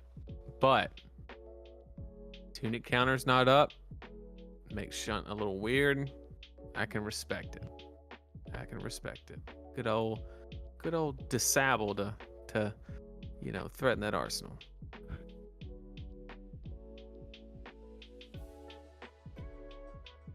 Are we gonna drive down to Florida for some pro quests? We actually have, out of the 4 days, or actually I guess it's technically 6 days that we have pro quests, right? We have 5 pro quests in Georgia on pretty much every one of those days, so there's no actual reason for us to go to Florida this time around. Mm-hmm. There is a spot that me and Josh used to hit up, and that's Gulf Coast Hobby, which is like Mobile, Alabama, which is basically Florida. Just we have taxes there. Right. But it's right next to it. That's about as far as I've ever went for like an RTN or ProQuest. Now, back in the day, it was a little bit more worth it to drive to some RTNs. Back in the day. But I mean, it feels weird saying that, honestly. Like, even though like we joke about it, it feels weird saying. I mean, it has been a little bit since those RTNs, and it doesn't feel like it. I don't know if we have any players that played more than a year ago, but this game went through like a weird phase where we, before Monarch came out, and even after Monarch came out just a little bit, everybody just played Blitz. Like, you could not find an armory that played a classic constructed event. They probably couldn't tell you how much life you started at a CC event. And then all yeah. of a sudden, when they Mhm. announced the calling and that Nationals was going to be CC format, everybody just said Blitz who? And just started playing CC. And it was such a fun, weird time because it was like right where RTN season was, and Yeah. everybody was like just figuring shit out. And it was the funnest It was like, thing. we got to play with 60 cards now? This Yeah, gameplay is completely different. Bro, Wait, it was it was actually kind of overwhelming at first because like I had Ira and Dorinthea built for Blitz, and those were the only decks I had. I had not played a single match of CC ever. And we were going around and we were dominating like skirmishes with $150 spoils of war, like just crazy, ridiculously expensive cards that nobody had access to. And I don't know if you've ever played a Dorinthea mirror match where one person has spoils and the other doesn't, or Courage of Bladehold, but it's not exactly fair. And we just thought we were so good at the game back then, and then all of a sudden CC came out, and we were like, oh my gosh, we have to learn a completely different thing. We have to buy all these new cards. Like, Dorinthea's not the best deck anymore. It was so weird because nobody played CC back then. Learning how to sideboard was a hurdle for me. Like, Right. oh, good. Right. There's a little steel blade shunt value. Love to see it. Circling back to what Nathan was saying about how everybody was playing Blitz. I'm playing with some relatively new players these days on Sundays at my locals, and we're back to Blitz with them. And it reminds me when I first started, like, Blitz is just a little bit simpler, you know, it's a little bit new player friendly, so I get it, but Yep. it's just the kind of thing when you graduate to CC, you never want to go back. Here's a really scary one. there's no way he has pummel right here. When you Naked got Command and Conquer. but when you got, so he already had full tempo, so it's not Correct, like he took damage to do it. So Right. like, but when you're running, you know, All 3 blocks? well, not only that, but like, you know, he's probably got orange shunts, purple staunches, orange staunches, you know, all those D reacts. Like, there's no way he's got a pummel here, right? Like, there's just Sebastian. Oh, he does. Ah! You thought. Oh. He said, I'll just rip it. Oh man, Josh is going to Not gonna like that one. yeah, I mean, I don't blame Josh for that play. I would not. Ah, Oh man, Josh that's showing the hilarious. pummel. Josh showing the pummel. Let's see if Andrew even looks at it. Sebastian, yeah, I remember you and Kyle both thought you were just like not gonna be able to play during that first Classic Constructed season. Y'all were struggling so much trying to figure out what to play. Then as soon as you found your home, it was over from there. Oh my God, Seb won what? 14 RTNs. Oh What was god, it won everything. it? Yeah, I kept seeing him at these events, taking them down. I was like, I want to be like that guy one day.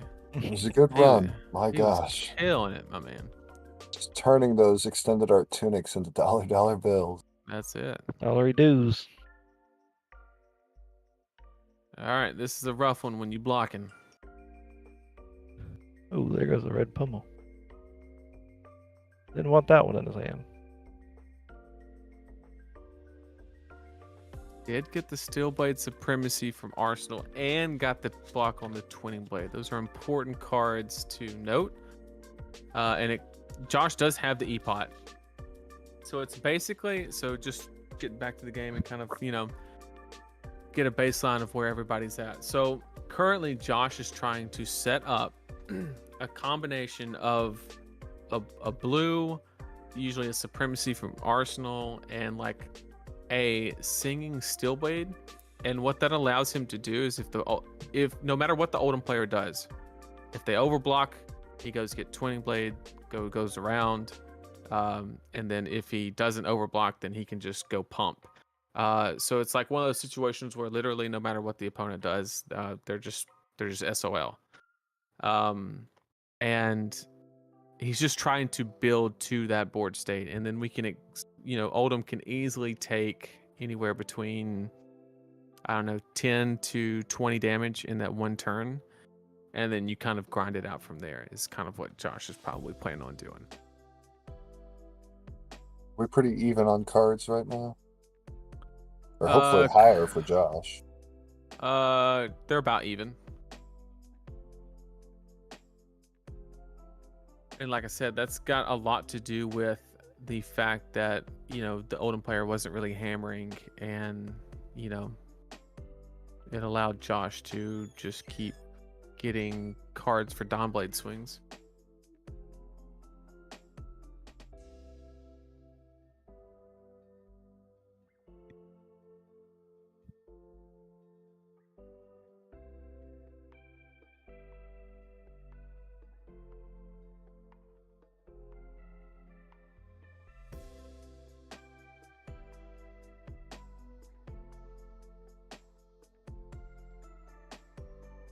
Zach, yes, this is a tough match for Dory. I'm gonna use that hand shuffle more. We talked about it earlier because we saw, I think it was against Nathan. You could tell exactly what card got put on. Yeah, if you're ever revealing cards and they're going back to your hand, you always need to shuffle afterwards.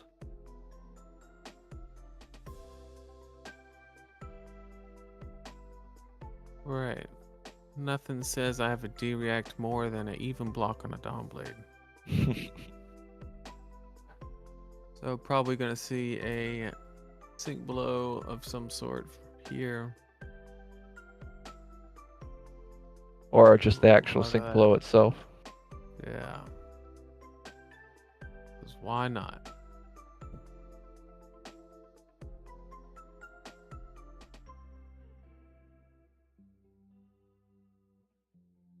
Josh gonna need a little bit of help to win this one.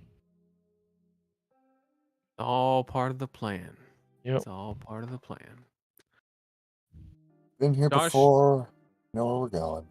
Yeah, Josh knows exactly what he needs to do to win. It's just sometimes the disruption can line up when you get the cards that you're looking for, and that can like hard punish. But if that does not happen, Josh has played this matchup enough to where he can basically just set it up and knock it down. And see, this is like not scary at all because you just block bracers and Tell me we got a shot. Baby. in one card, or yeah, even a tunic shot here is so good. Don't even have to give up armor. Another good thing about this is it's very subtle, but the actual blue shot, yeah. the actual like Ooh, playing wow, a Terra wow. Thunder out there is -1 card in the deck for Oldhim, and then Yep. And also he he doesn't doesn't get have an an arsenal. Ooh arsenal. la la. Yep. So really big momentum for Josh there. Even though he's down on life, I think that play kind of edged it toward him a little bit. He's just got to have something decent here to make the Oldhim basically decide on whether he wants to swing hammer or have an arsenal. Because you're probably not getting all 4 cards here on a 4-card hand with Dory, but you can easily get 3. Yes.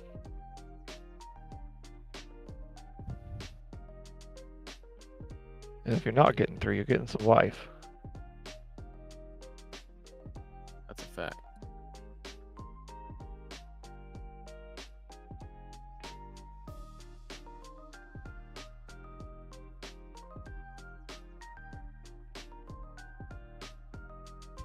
The Dory play that you don't love to make, but hey, it's go again at the end of the day.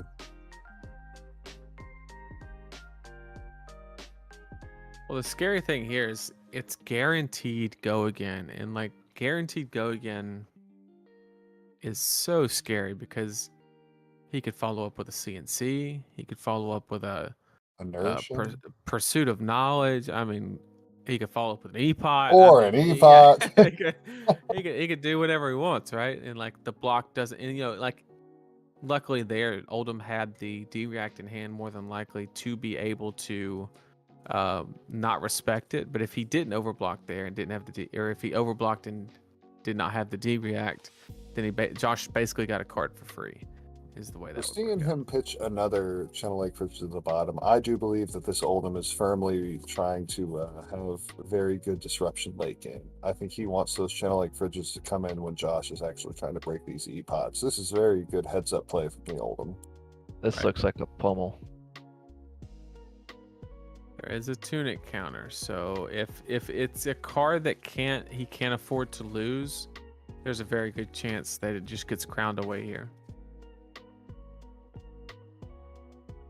Yep, you'll see several times throughout this game on key turns where Josh will go click on his graveyard and do the count. He's just counting his important cards, trying to figure out where in the deck some of the things that he pitched are, and figuring out the route to victory, pun intended. But it does look like the Oldham's on 3 red pummel, and he played one. He pitched one not too long ago, so... Yes, but he has gone through, let's see, he's got 44 cards left. He should have gone through 2/3 of his deck at least by now. Maybe. So it's possible. I would actually say maybe more than 2/3. So it's very, very possible this is a pummel.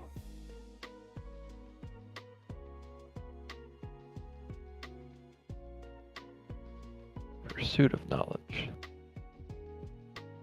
Spicy follow-up to a go again Dawnblade. It's back. Alright. This is where Josh is like, am I getting pummeled? And the answer is yes. Oh, it's a blue one. Okay. So not actually that bad here. He just loses a card. No big deal. Loses 4 life and a card.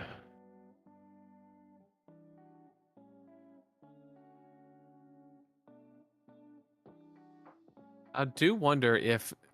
So the Oldhim player is kind of expending cards at a higher rate than normally when they're trying to fatigue. Yes. I wonder if there's a point where Josh is like, okay, I'm going to stop using my life as a resource and kind of try to grind this one out. It's an option that he has to him if his opponent starts getting too bananas with his expenditure. I Right. did discard a shunt there. Oh, so Gosh. good. Gaining a life, Alright. though. Very nice. Look at that. You ever pitched a card and got 4 value out of it? So Yes, good. actually. Sorry, I'm rune. I'm not used to that. I could swing for a rune chant too. I'm but actually, that's- I have 2 back when I played Message of Soul. I forgot about that. I'm sorry, you do 0 for 8 damage sometimes, so. Yeah, but we have to work for it. We have to play a card Oh first. wow! You have to work for it. Wow! And then you get this tunic that's just like, I'm gonna Yeah. deal 4 split damage every 3 turns. Yeah, we have to like to do that. We have You to have to play wait. a card. We have to play a card that costs pitch. Like, who wants to do that? Like, Ooh, Remembrance. love This is it. a good one. That's actually especially good after your opponent overblocks a Dawnblade. Yep. Yeah, that is good. You're right. So I think Nice little Josh shade. is starting to realize like, okay, we can probably just get a strict card advantage here because the Oldhim player, once you run through most of the D-reacts in the first kind of cycle, or a large portion of them, there's a lot of situations where you kind of have to overblock the Dawnblade, and if you do that, you're given extra cards, and that's usually where Oldhim starts getting in trouble.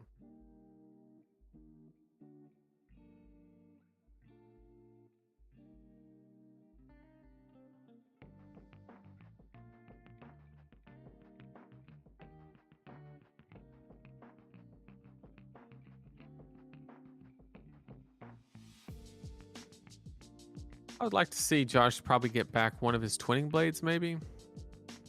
Yeah, that seems like an important one that he's lost the blocking. Or CNC is a good one. Just if the go again gets denied, you have a way to present a relevant. It's all about threat density, and when I say threat density, I'm referring to the total amount of cards required from your opponent to block the total amount of attack power in your deck. And if you add Warrior's Valor, you're basically saying you got to trade me a card for that card, whereas CNC is 2 cards for 1. Yep. So I think that was just a strict threat density play there, where just saying, look, I need to get Further back up value your cards. play. Yep. Further back up, what you were saying about him switching strategies here. Yep.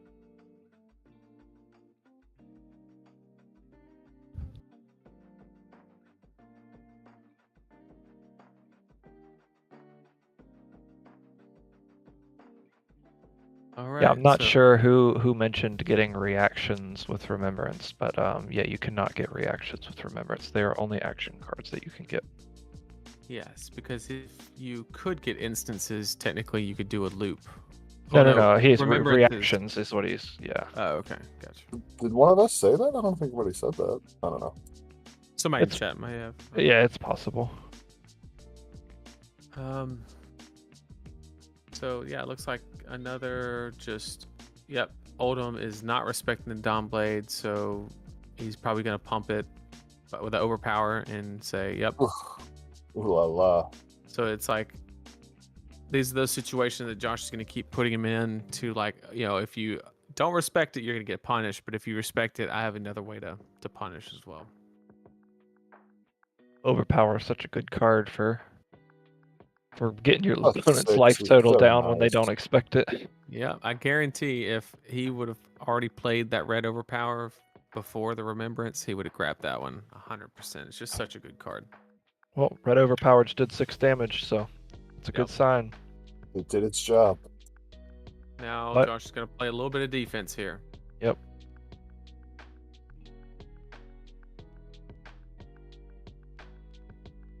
Now, remind me how much Disable costs. 5, correct? Costs 5 and deals 9. Okay, so probably just going to see a 2-card block here if I had to guess. But then again, Josh could once again make a similar play of, like, block 3 cards, pitch the blue, has a CNC and R, or something. Well, he couldn't do that because he would need go again. But where is that Warrior's Valor going? I don't know. It was trying to get away. Look like he's trying to eat it. The Doge was trying to get hungry. Get a little hungry.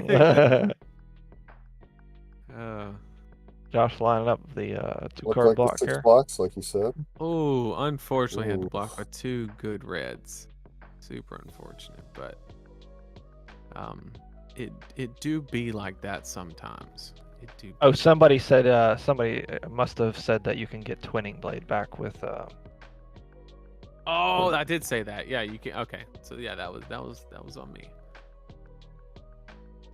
Shame on you. Yeah, I You should do. stealthy dog. You should know better. I should do better. Command and Oh, no. Conquer, a great card here, especially into the eyes of Blizzard. Yeah, he just pitched that blue to block 2 damage.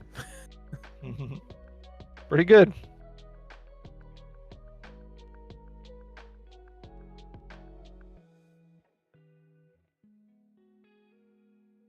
Good exchange rate.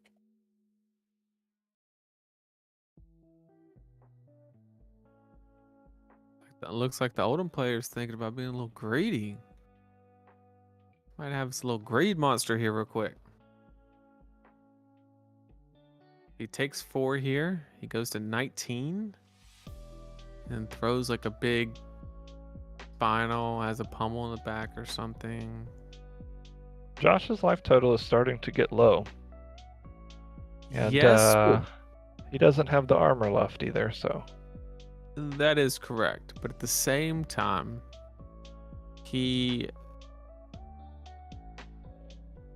there's a lot of things that kind of mitigate that. For example, when the deck size starts to get smaller, the Heart of Findo is going to really start putting in overtime. Oh yeah.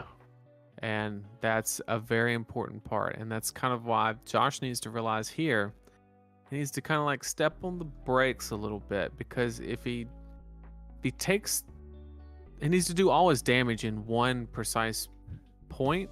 That way he has the ability to stay beneath the older player. Oof. Might have another pummel here. If he pummels the CNC, he will have pummeled all 3 CNCs pretty much naturally throughout this game, which is just Oh, good Ooh. call. Good call. I got nervous when I he thought he grabbed was it. killing it. Play it. Woo. got nervous too. Look at this. Got him back. Got him back. Now, I tell you what. Oh, you guys, pummeled? if Josh he might have pops to pummels, do it. I'm gonna lose it. I'm gonna lose it. I can't even think of a more disrespectful thing than E-pot pummel.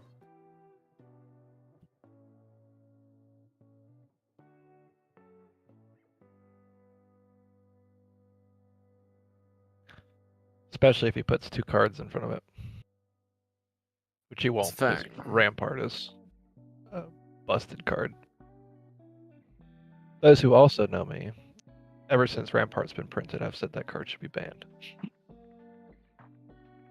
I do not like that card. So he took 1 off that CNC, right? Forgot Tunic. He did. Oh, that hand was Doo-doo. garbage. What was this other card that you pitched? Oh, he'd use Tunic. Wow.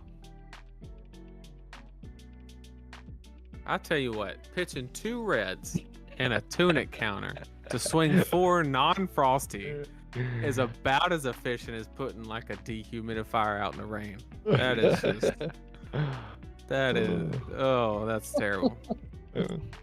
What'd you say? Like leaf blow in your front yard or something? I don't know No, what you say. it's like vacuuming your Oh, driveway, bro. vacuuming your driveway. Howdy, neighbor. That'd be great. My goodness.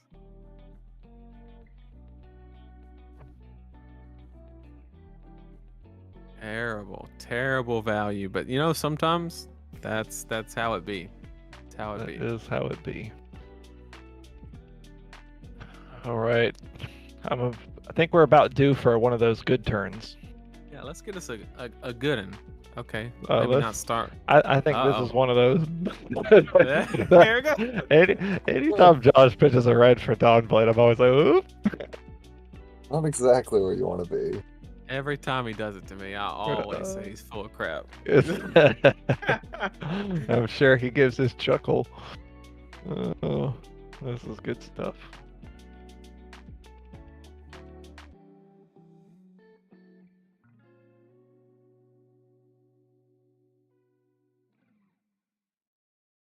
But that really bad hand from the Oldhim player was exactly what Josh was looking for, because now he can put on pressure and stop, because Oldhim about 2 or 3 turns in the cycles had the advantage of being able to throw 8-9 attacks and kind of Right. build some card advantage. But because of the brick, he now, to get back to that point, he's got to take this damage. And if you're on the fatigue plan, that's a very scary thing to do. So it kind of puts it, but I think Josh might be trying to tempt him by pitching the red, but we'll see. Anything's possible here. You can't really give too much credit to the red pitch because he's got E-pots. Like, you know, he's not gonna. All right, so we're playing or pitching. Come on, Josh. Let's. Okay, he's either gonna play it, pitch it, or equip it. It looks like. I don't know. What he's Okay, doing. all right. Yeah. Well, instant speed. I'm gonna equip plow through from my hand to my dawn blade. With, give it permanent go again for the rest of the game. Iron Song Pride. Okay, he chose the Yeah, Iron sure. Song, which gives it the counter. I guess he's trying to bank on Buddy not having a 4D Yeah, react, which, but this just gets shut down. Well, actually, either one gets shut down, right? Because if he was definitely. to plow He's- through, he couldn't swing again, so it didn't He's matter. getting the sink out of the way and getting a card that's not really that good late game. I don't think Iron Song Pride is doing a ton of favors. Like, Yeah, that's it fine. doesn't block, so I think he was just trying to get it out of the deck.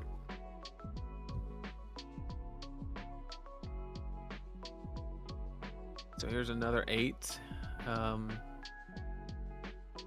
Josh has really got to break this cycle of, you know, letting Oldhim swing 8 power attacks, because that's going to eke him in the card advantage.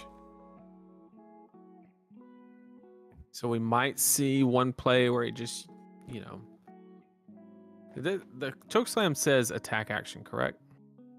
Chokeslam. Yes. Yeah, Should okay. be. So on Yes. hit does nothing except stop pummel. Okay.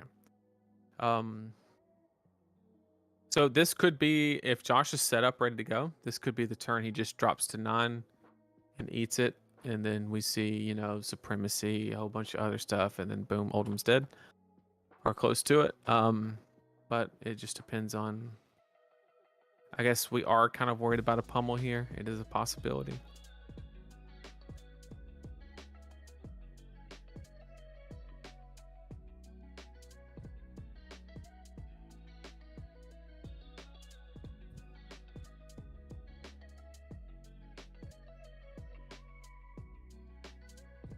Just for everybody that's joined in the past 30 minutes or so, this is the 5th match. His series is currently 2-2. Winner of this continues in the playoffs, and the loser does not. Currently, it is Joshua Lau on Dorinthea playing against, it was Andrew or Anthony? Andrew. Andrew on Oldhim. I think I played against Anthony, I believe. Right, yep. I believe this is Andrew Rudin. Oof. Yep, Oof, that's a lot of health. Yep, dropping to 5, losing the card, and I think actually the card is more impactful than the 4 life for sure, because it seemed like Josh was ready to do his combo.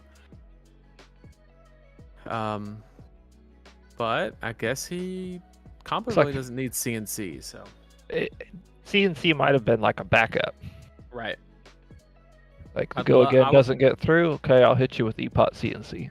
Yep, I would love a supremacy from Arsenal here, and then the old special is Josh likes to pop the EPOT, play supremacy, swing Dawnblade, and then you have no information.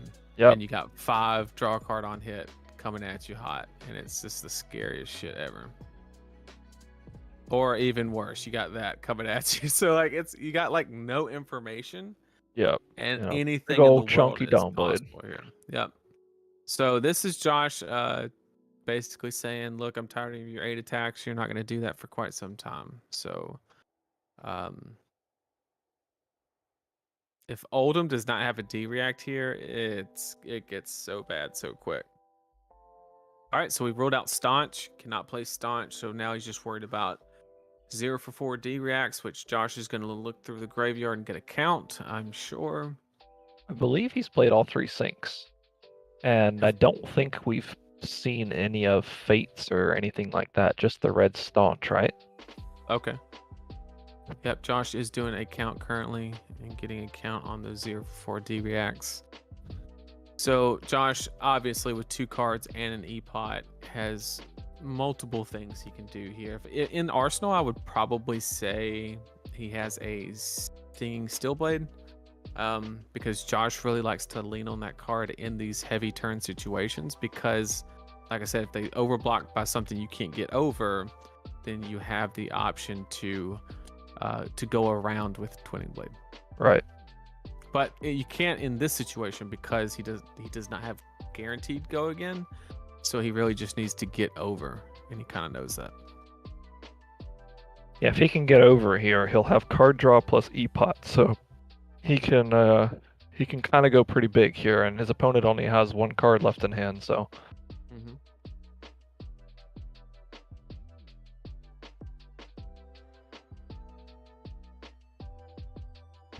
Trying to find these turns when the Oldhim player does not have an arsenal is quite tough. Yeah, it's huge that Oldhim didn't have an arsenal there. Yep. It was huge.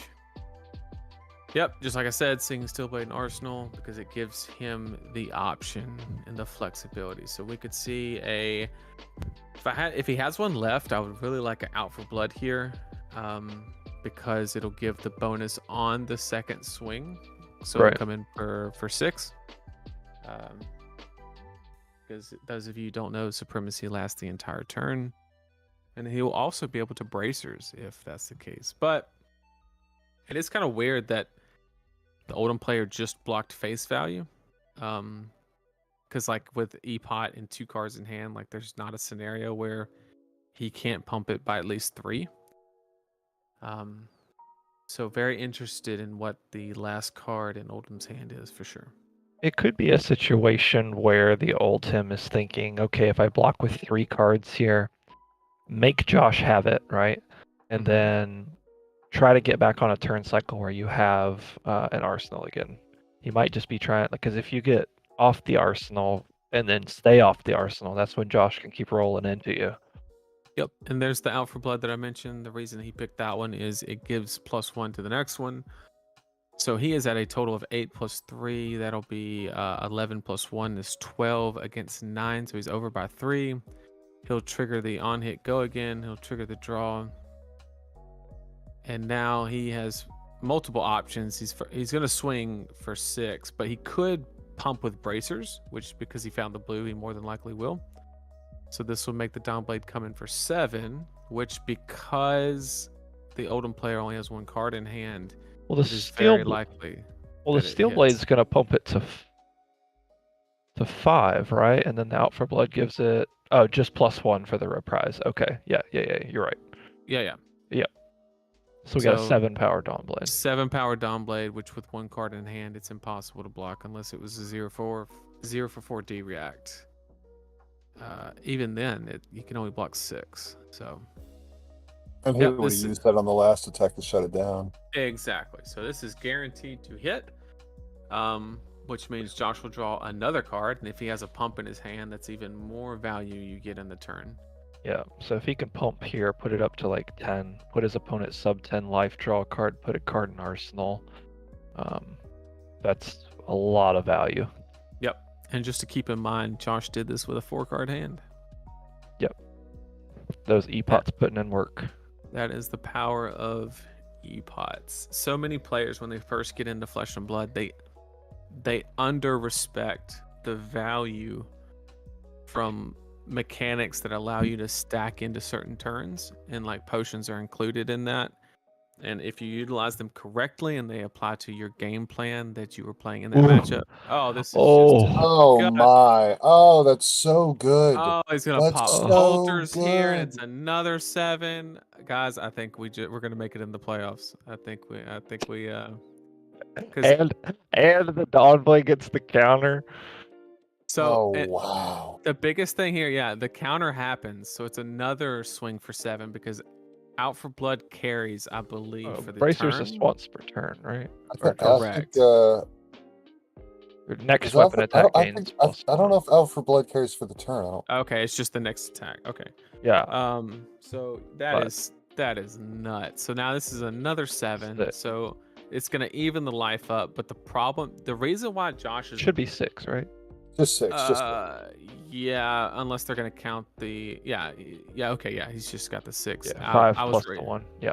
Yeah, I was reading the 6 and the 1, but the 1's just the Dawnblade counter. Yeah, that clears it up. Okay, so it's coming in for 6, and what's gonna happen is it's gonna tie up the life total, and the problem that the Oldhim player is in now, and why this is like a 80-20 in Josh's favor now, is because he now has to start overblocking Dawnblades. Yep. Which, no matter which direction the Oldhim player takes, like, oh, do I want to still be on the fatigue plan? Do I still want to put on pressure? Whatever the case may be, Oh it's- wow! Okay. it's going to be a losing strategy because he has to over respect the Dawnblades from now on. Swinging so- for 4 every turn now as well. Like he's got a choice at Arsenal here. Yeah, This- it's just this is yeah, so it's, yeah. So like, because he had the option of 2 cards, there's no way he's like gonna Arsenal a crappy blue. So Right. And now just, Oldham's off of an arsenal. Dawnblade has a counter, and Josh has a 5-card hand. yep, full tempo, everything he could ask for. So that twinning blade at the end. And the like, Oldhim did just skip his tunic. Yep. So the Oldhim player like was in an okay spot, but once I saw the twinning blade, it just changed everything. That was Also, such a huge- Josh is just, I think he's 2 cards behind on deck total. So if he can just keep tempo here, regardless of whether the Oldhim just keeps blocking, he'll run out of cards very quickly. Right. Well played. That turn was insane. Look at that. Those 9 likes turned into 22. Thanks a lot, guys. This is a Yeah. pretty good little stream tonight. What a match. Thanks for mentioning that, Will. Thank you guys so much for checking out the stream tonight. We really are having a blast. This match is... We always love casting Josh's story matches. They're just the best. I know you guys love watching them as well. If you haven't already, drop a like on the video. Subscribe to the channel if you aren't already. We really appreciate you guys. So let's keep watching this match. This is a good one.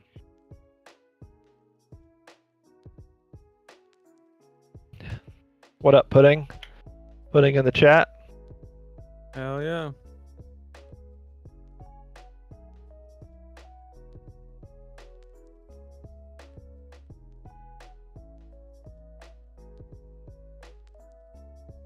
The funny thing about Twinning Blade, when that card first came out, my little newbie brain looked at that card and said, "There's no way this card's good." And then just, but it's such a, you have to know everything about how to like play with that card to make it really show its power. Oh, totally. It's funny because I thought I had just solved the Dory puzzle back when I learned like, oh, I'll just overblock when I need to. And then Is that a Turbo biting blade? Oh my! Okay. So just so everybody knows, the reason Josh likes biting blade Oh my god! is it's the It's only because of this pump- right here. Yeah, it pumps it by 4 because it's basically like out for blood, but like it applies on the swing you're swinging on. And this is just Hold huge. up, how It's- big is this Dawn Blade? It's So whenever 4 it plus hits, it gets 4 a plus 3. +1. So 4. Oh my gosh! 11. So he's 11 Yeah. power. 11 blocked to for- 10. he So he's blocked over for by 10. exactly 1, which is the reason he plays. And he's gonna get the Biting blade. counter from Glistening Steel Blade. And he's Oh, gonna swing no. again. And he's gonna swing again. no. Wait, how And does he have go again? Oh, the Glistening Glistening. Steel Blade Glistening, gives the Glistening glistening gives skill. skill. itself. Oh my goodness! So he'll swing again, and the biting blade persists through the entire turn. So this next swing will be for 6, and if it hits, Dawnblade gets 2 counters. Oh, no, not like That's- this, Josh. Yeah. Oh, man. How do you stop this Dawnblade with one card in hand? Oh, You- he's You he's don't. absolutely That's screwed. the He's- question. Yeah. Josh is just El Maestro, man. Like, what a Dory player. Yeah. Putting on a clinic. So this Dawnblade's gonna have 4 counters Coming on it in at the end of the for turn. 6? Yeah. Oh It's my gonna God. come in by. It's gonna come in for 7 naked. Yeah. Oh my! What a Dawn Blade! You guys complain about rune blades, but yet he's over here swinging for 7 on 1 resource. Come on now. he had to work for it. Yeah, you only had to pitch stack it, no big deal. Wow, I'm not gonna lie. I was a little nervous for a bit there, but Josh just said, "No, this is my game." 2 Yeah. energy potions said, Yeah, says so." I've seen this so many times that now I just expect it from Josh. It's like if he doesn't do it, it's just like, are you feeling okay? You know? Like I just Oh my goodness. Okay. All right. Let's have. I want to get some chat interaction here. Yep. Before 2 turns ago, push 1 in the chat if you thought Josh was losing this game. Oh, let me put a 1. Yeah, in chat. for real. Yeah. 2 Yeah, turns I'll ago. throw my 1 in the chat. 2 turns Yeah. ago, who thought Josh was losing? Yeah. If you thought Josh was losing 2 turns ago, put a 1 in the chat. Yeah. You thought he was gonna pull it out like he is now? Put a 2. Well, but It's not over. My He can goodness. definitely still lose, but like let's You're right, don't, it's not don't count, over, it's count not any chickens before they hatch, but it's definitely turned around. I think Dawnblade for 7 wins here. I mean, I don't know. I'm no scientist, but I think that's a big number.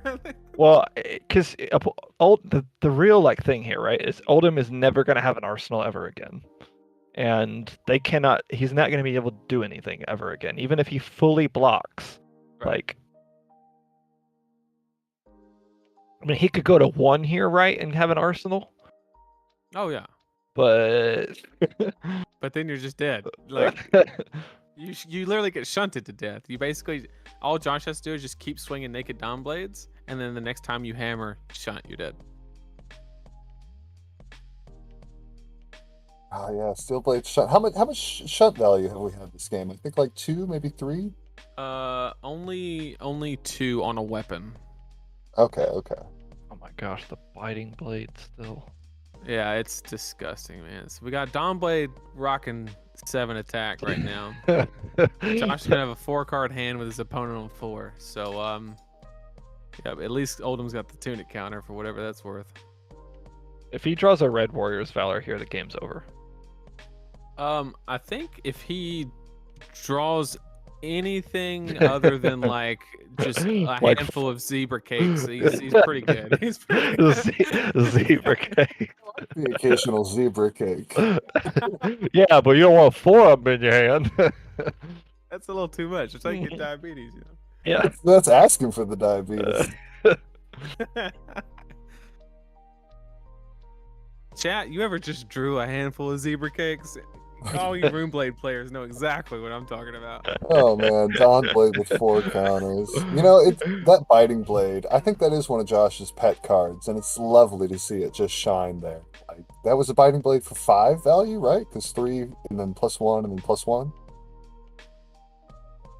Shout out to Uber. This is a banger for sure. This is a good one. Zebra Cake not making it through deck registration. Great. I don't know. I've seen somebody get Oldhim specializations in their Bravo deck through deck registration before. So this is Dawn Blade for 9 with guaranteed go again. So he could just sling a CNC out of it, even if it doesn't. Yeah, Josh over here repping the big blade energy for sure. Just this is looking like a potential route for win kind of game. We'll see. The question is, do we get the stat track? Does he put it on the card for TTS? That's I mean, this is a question. competitive match. No. I think you do it. Yeah, the route is still there, isn't it? Oh my goodness. Can he put the stat track on his TTS mats? We got to make a mod. Get that. Their team name may be the Experience, but we have the Warrior Experience on our team. Right. So Josh is our gladiator. we call him the Anchor for a reason.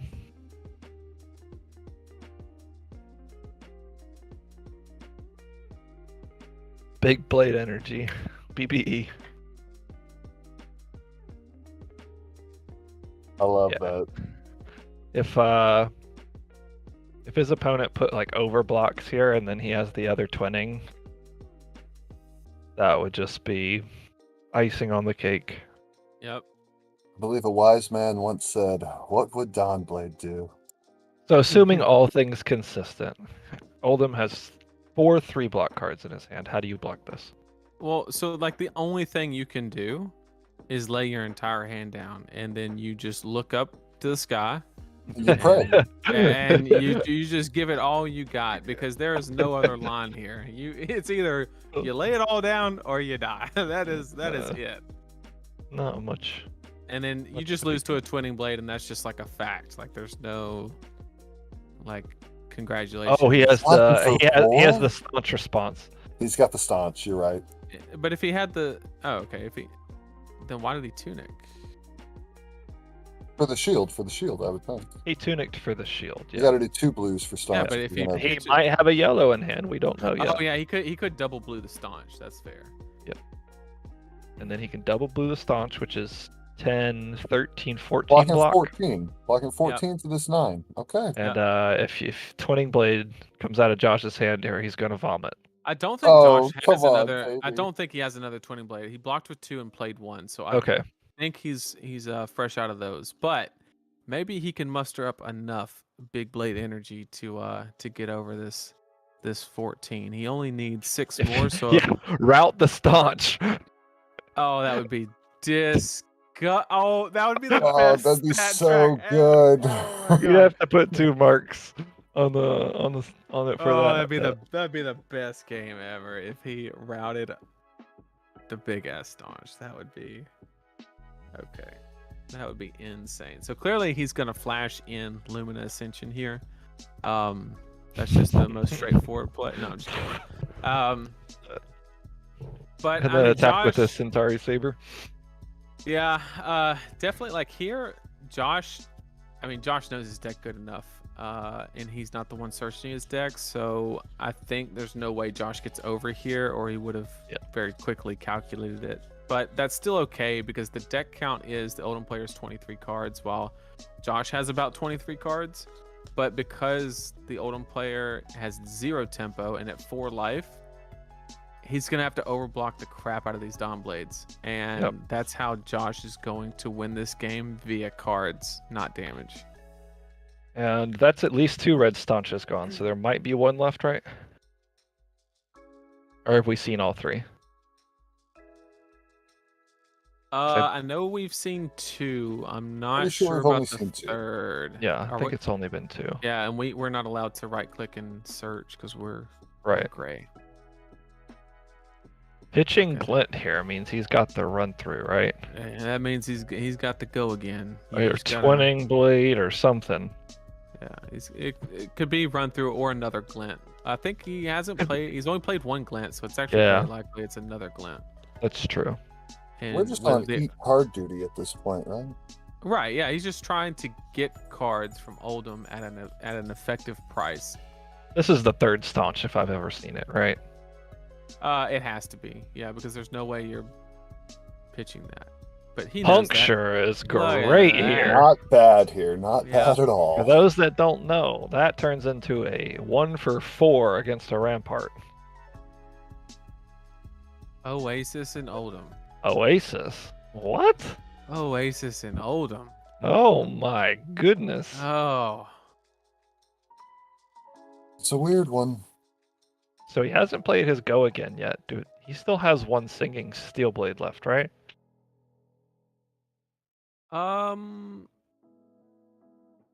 singing. He blocked with one. No, he or played at least he one. played two. He played Played two. two. I don't think didn't he's block blocked with with one.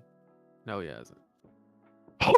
Oh, let's go. Oh, I lovely. vote. Well, I mean that only stops two, so it That's knocks true, it but it's a down plus Well, three. it's a to- plus. It's Five. a plus 5, which is lethal. That's a great point. So if he doesn't have another react, that should be game over. Does that do anything? What's he pitching for? Ice react for no reason. I He think could be. might He could be dead. pitching for Is his that wrap feelings. for though. game? Do you have a D react?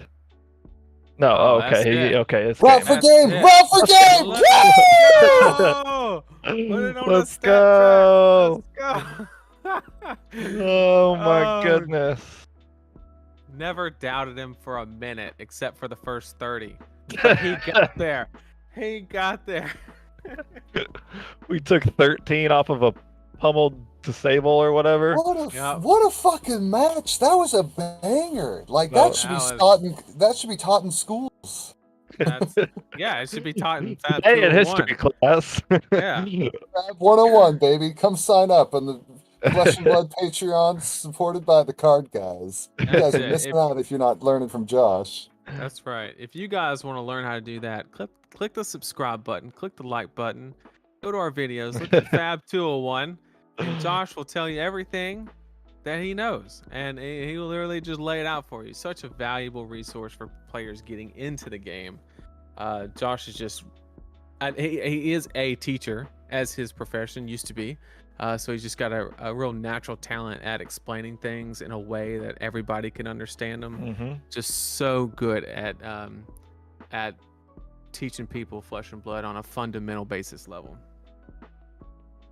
Well, that's the end of tonight's stream, guys. I believe gonna we talk might to get Josh in. first, Yeah, we're aren't gonna we? we're gonna We're gonna get Josh have in Josh in a here little bit, for a minute. But before we do that, please make sure you guys are subscribed and check out all of our links in the description. We're gonna get Josh in here to talk about that game for a minute because I know you guys want to hear from him after that. Shout out to the experience, by the way. Those were Oh, 5 absolutely. That was- insane matches. Oh, for real. What a banger of a series. Yeah. Welcome, Josh. We may be hoarse after screaming so much at the end of that match. Yeah. Good name, brother. Dive in for us. Dive in. Well, my opponent is one of the strongest Oldhims I've played against. Not only did he know how to pilot his deck, he knew how to interact in this matchup properly. So for when he flipped his equipment, I checked his deck size. It was like 69, I think. And I was playing 73. So I was like, all right, this is going to be a very long match. So I know my opponent was very, very strong. He's like 1700 elo, right? So when you play against a strong opponent, you got to get a read on how they like to play. And so I noticed very quickly he wasn't attacking me with the weapon unless he had. So one of the very first few turns, he crowned on his own turn and then hit me with his weapon. I'm like, uh-oh, this guy knows what he's doing. So I was like, all right, so I can't rely on my 9 shunts to deal 9 damage here.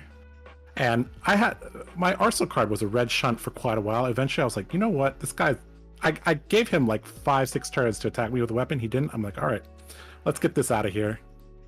just use it on one of his, 9 power attacks, and let's get some good cards into arsenal. Let's set up a big turn. And that game came down to, I looked at my deck very carefully. I had 1 Singing Steel Blade left, 1 Twinning Blade left, and I knew I had to put those 2 together.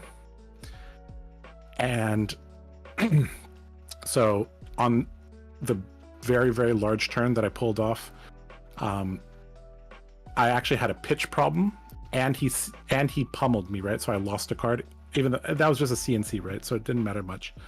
But in order to pull off that big turn, I had to have enough energy to do it, which means I knew I had to set up 2 energy potions. So basically, I set up that triple hit combo like midway through the game. I was like, all right, got to get 2 E-Pots out. You saw me pitch the Twinning Blade, pitch the Singing Steel Blade back into the deck, and wait for Supremacy, and then, try to pull off a really, really big turn. I think maybe the Singing Steel Blade was an Arsenal, I can't remember, but I basically put Singing Steel Blade in the Arsenal and kind of waited until I came back to the cycle. Right. And when I talk about a lot how, like, against Guardians, you have to have a triple hit combo. That's normally really difficult to do without Courage of Bladehold. So the potions kind of acted as Courage of Bladehold, and so I went for that. Got a huge turn off. You notice my life didn't move from 5 once I dropped down to 5. I was like, they were stopping here. It was so good. One of the really, really interesting things is that I knew I pitched my route somewhere, but I wasn't sure if it was on the top or it was like 2 cards down. And I had Glint in hand. And when he staunched for 10, paying into it, I was like, oh, I could Glint and draw a route. Oh, I could Glint and draw a route. We were hoping for the route. And I was like, but I'm not sure if it's on the top or not. I was like, it's coming up very soon, but I wasn't exactly sure the position. So I was like, all right, we'll make the disciplined play. I get my new hand, top card, Shunt. Next card is Route. So I was like, okay. Ooh, good call. I was like, okay. Well, so, and then I was able to use the Route for the next one as well. I love that route was lethal. So spicy. Yeah. That matchup, very, very important in general to get as much damage as you can with your attack reacts. It was really a fine line between taking damage and using my attack reacts and blocking, because it's an interesting interaction between 3 resources, right? Your health is a resource. My attack reacts are a precious resource because I can't remembrance them back. And then the other resources like, tempo or, being able to close the game. And, if you have to kind of interact between, like, if you block, you're, saving your life, but if I block with Out for Blood or Stroke of Foresight or Iron Song Response, I'm not dealing damage, right? So, yeah. So my opponent also, when we were in the middle of the game, I kind of figured out, okay, he's on probably 2 Staunch, 3 Sync. And then as soon as I saw 3 Sync, I was like, okay. That was another requirement for my triple hit turn, is I had to I wasn't sure where his second Staunch was, but I was like, well, if he has a Staunch, I can't do anything about it. If he staunches my big turn, the game's over. But I just had to take that risk. But yeah, I think overall my opponent played really, really well. Very, very pleasant fellow. And yeah, I think there's a lot that I'm going to go back and look at that game, because I think there's a lot to learn. And I think my opponent played it pretty well as well. Yeah, I think I only got like 3 or 4 damage off the shunts, and he was, throwing giant attacks at me. Because I knew I couldn't just maintain the status quo, because if we go to ultra late game, he has things like Terra Sunder, Glacial Footsteps, Choke Slam. Like, his blues are good, whereas my blues are like, my best blue is Blue Overpower, right? So yeah, I think that was really, really I'm actually mentally drained because that was like any match against Oldhim is really, really tough. And when your opponent is like knows how to play the matchup, I'm like, oh shit. Yeah. This guy's like, he's not giving me shunt damage. I'm gonna have to really set up a big turn. And yeah. That was an excellent game of Flesh and Blood. You not, I think you said 3 or 4. I think you got 2 or 3 shunt. It wasn't much damage. He was, we were talking a little bit after the game. He was like, yeah, I wouldn't attack without crown up. So I was like, all right. It was a good, it makes sense. good match. Maybe a possible FAB 201 episode. Oh. Could be. You never know. Yeah, that was a very, very, very interesting match, actually. Yeah. Well, Josh, I never doubted you for a second, except for probably the first 15, 20 minutes. But after that, I believed in you. Where's that one in all the way. chat? Hold on. Let me go back up. Nathan Crow. So what made the game look like it was out of control? The pummel CNCs kind of got me. Like I've watched you do what you did probably 50 to 100 times. I mean, it's just it's nothing new. But the pummel CNCs, I've never seen you get hit by 2 of them. Yeah, and recover from that. Yeah, and so like I was like, especially when I saw the Supremacy get blown up out of Arsenal, I was like, okay, he's got more, but like now it's gonna take longer to get to the turn. Yes, and I was like, exactly. I don't know if maybe all the Oldhim player has to do is get lucky and throw like a spinal on the turn that you're trying to do whatever you're trying to do, and it can just force you to block with cards that you can't afford to block with. And I knew that, and I was like, this could get hairy really quick, but you stuck in there, you knew how to win, you knew what you had, and you stuck to the game plan. Yep.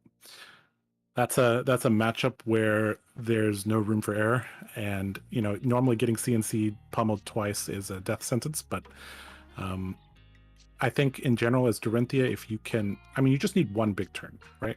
And you only need one copy of your win cons. That's why I talked when this interview started. What was the first thing I talked about? I was like, I had to preserve my Twinning Blade and my Singing Steel Blade, because if I lose all 3 copies of those, I lose the game. There's no other card in my deck that allows me to hit 3 times, right? So tell me, did you draw into Twinning off of Singing, or did you have it in Arsenal or hand there? I had Singing in Arsenal. I had Twinning in my hand. I had Twinning, Warriors Valor, Supremacy, CNC as my hand, and that's the nuts. I want to talk about 2 cards in particular that I think really won me. There was actually a critical turn where Biting Blade won me the game, where I went 11 over his 10, and that was no other card could have did that. Biting Blade, I think, is a very, very nice card in matchups where you think you're going to get reprise. And the other one is Puncture. So there were several instances where I had the opportunity. I noticed he wasn't blocking with his shield much. So I was like, all right, so how am I going to get value out of these punctures? I was like, all right, let's kind of put them to the bottom. Let's save them for later. If we ever get into like a fatigue style, he's going to be crowning and using his Ram's Head, right, to block for 2 for free. So that's when I can get value from Puncture. Like Puncture and Biting Blade, those are cards that can throw off players because they come in for awkward numbers. And I think they're really, really critical in this matchup in particular. Overall, that was a fun game. Very, very mentally draining though. Like, yeah. Well, I think you earned a siesta after that one. That was a great game. We always love watching it, no matter how many times we get to see that kind of match. So, thank you for that. Yep. All right. Well, I guess with that, we secure the win 3-2. And Blue Pitch, we're coming for you. We play Blue Pitch next, right? Blue Pitch, we're coming for you. Oh wow. Yeah. We're supposed to have show matches with them every set. This time, it's just going to be an official show match. Yeah, an official show match. That'll be great fun. Blue Pitch, excellent guys. I love every single one of those guys. And yeah, I think they're probably one of the strongest teams in the league. So that will be one for the ages, and one you guys will definitely not want to miss. We'll try to set up a full 5-person stream. I'm sure they would love to set up a full 5-person stream as well. So that'll be really, really fun. They're also gunning for their revenge because I believe, if I'm not mistaken, the last We season decimated we them had, last time. we got the W last time. So yeah, they whooped us in Blitz, but we got there in CC. So here we go. Here we go again. Yeah. If we beat them this time, we have to assert ourselves as best CC players. Yeah, I guess so. There we go. All right. Well, I think that's going to do it for watching. us. Kyle, you want to close us? Brother, this was crazy. I didn't get to talk much. I was sitting here in the background just sipping my water, just butt puckered. This was crazy. That was a crazy last match. Good Lord. Thank you guys for chilling with us. I think we peaked at like almost 70 concurrent viewers, so that's awesome. Mm-hmm. If you enjoyed this, style of content, subscribe, because we plan on doing more of these for the rest of the FAB Team Cup if it allows us to do so. And Josh, you're crazy, man. The quarterfinals from here? Or yeah, we are top 8. Yep. Top 8. Yep. We're in the quarterfinals now, and awesome. Keep on trying to entertain you guys. I know you guys enjoy watching some high-level FAB, and Shutting the stream off now. Pudding, we're coming for you. Oh man. All right, good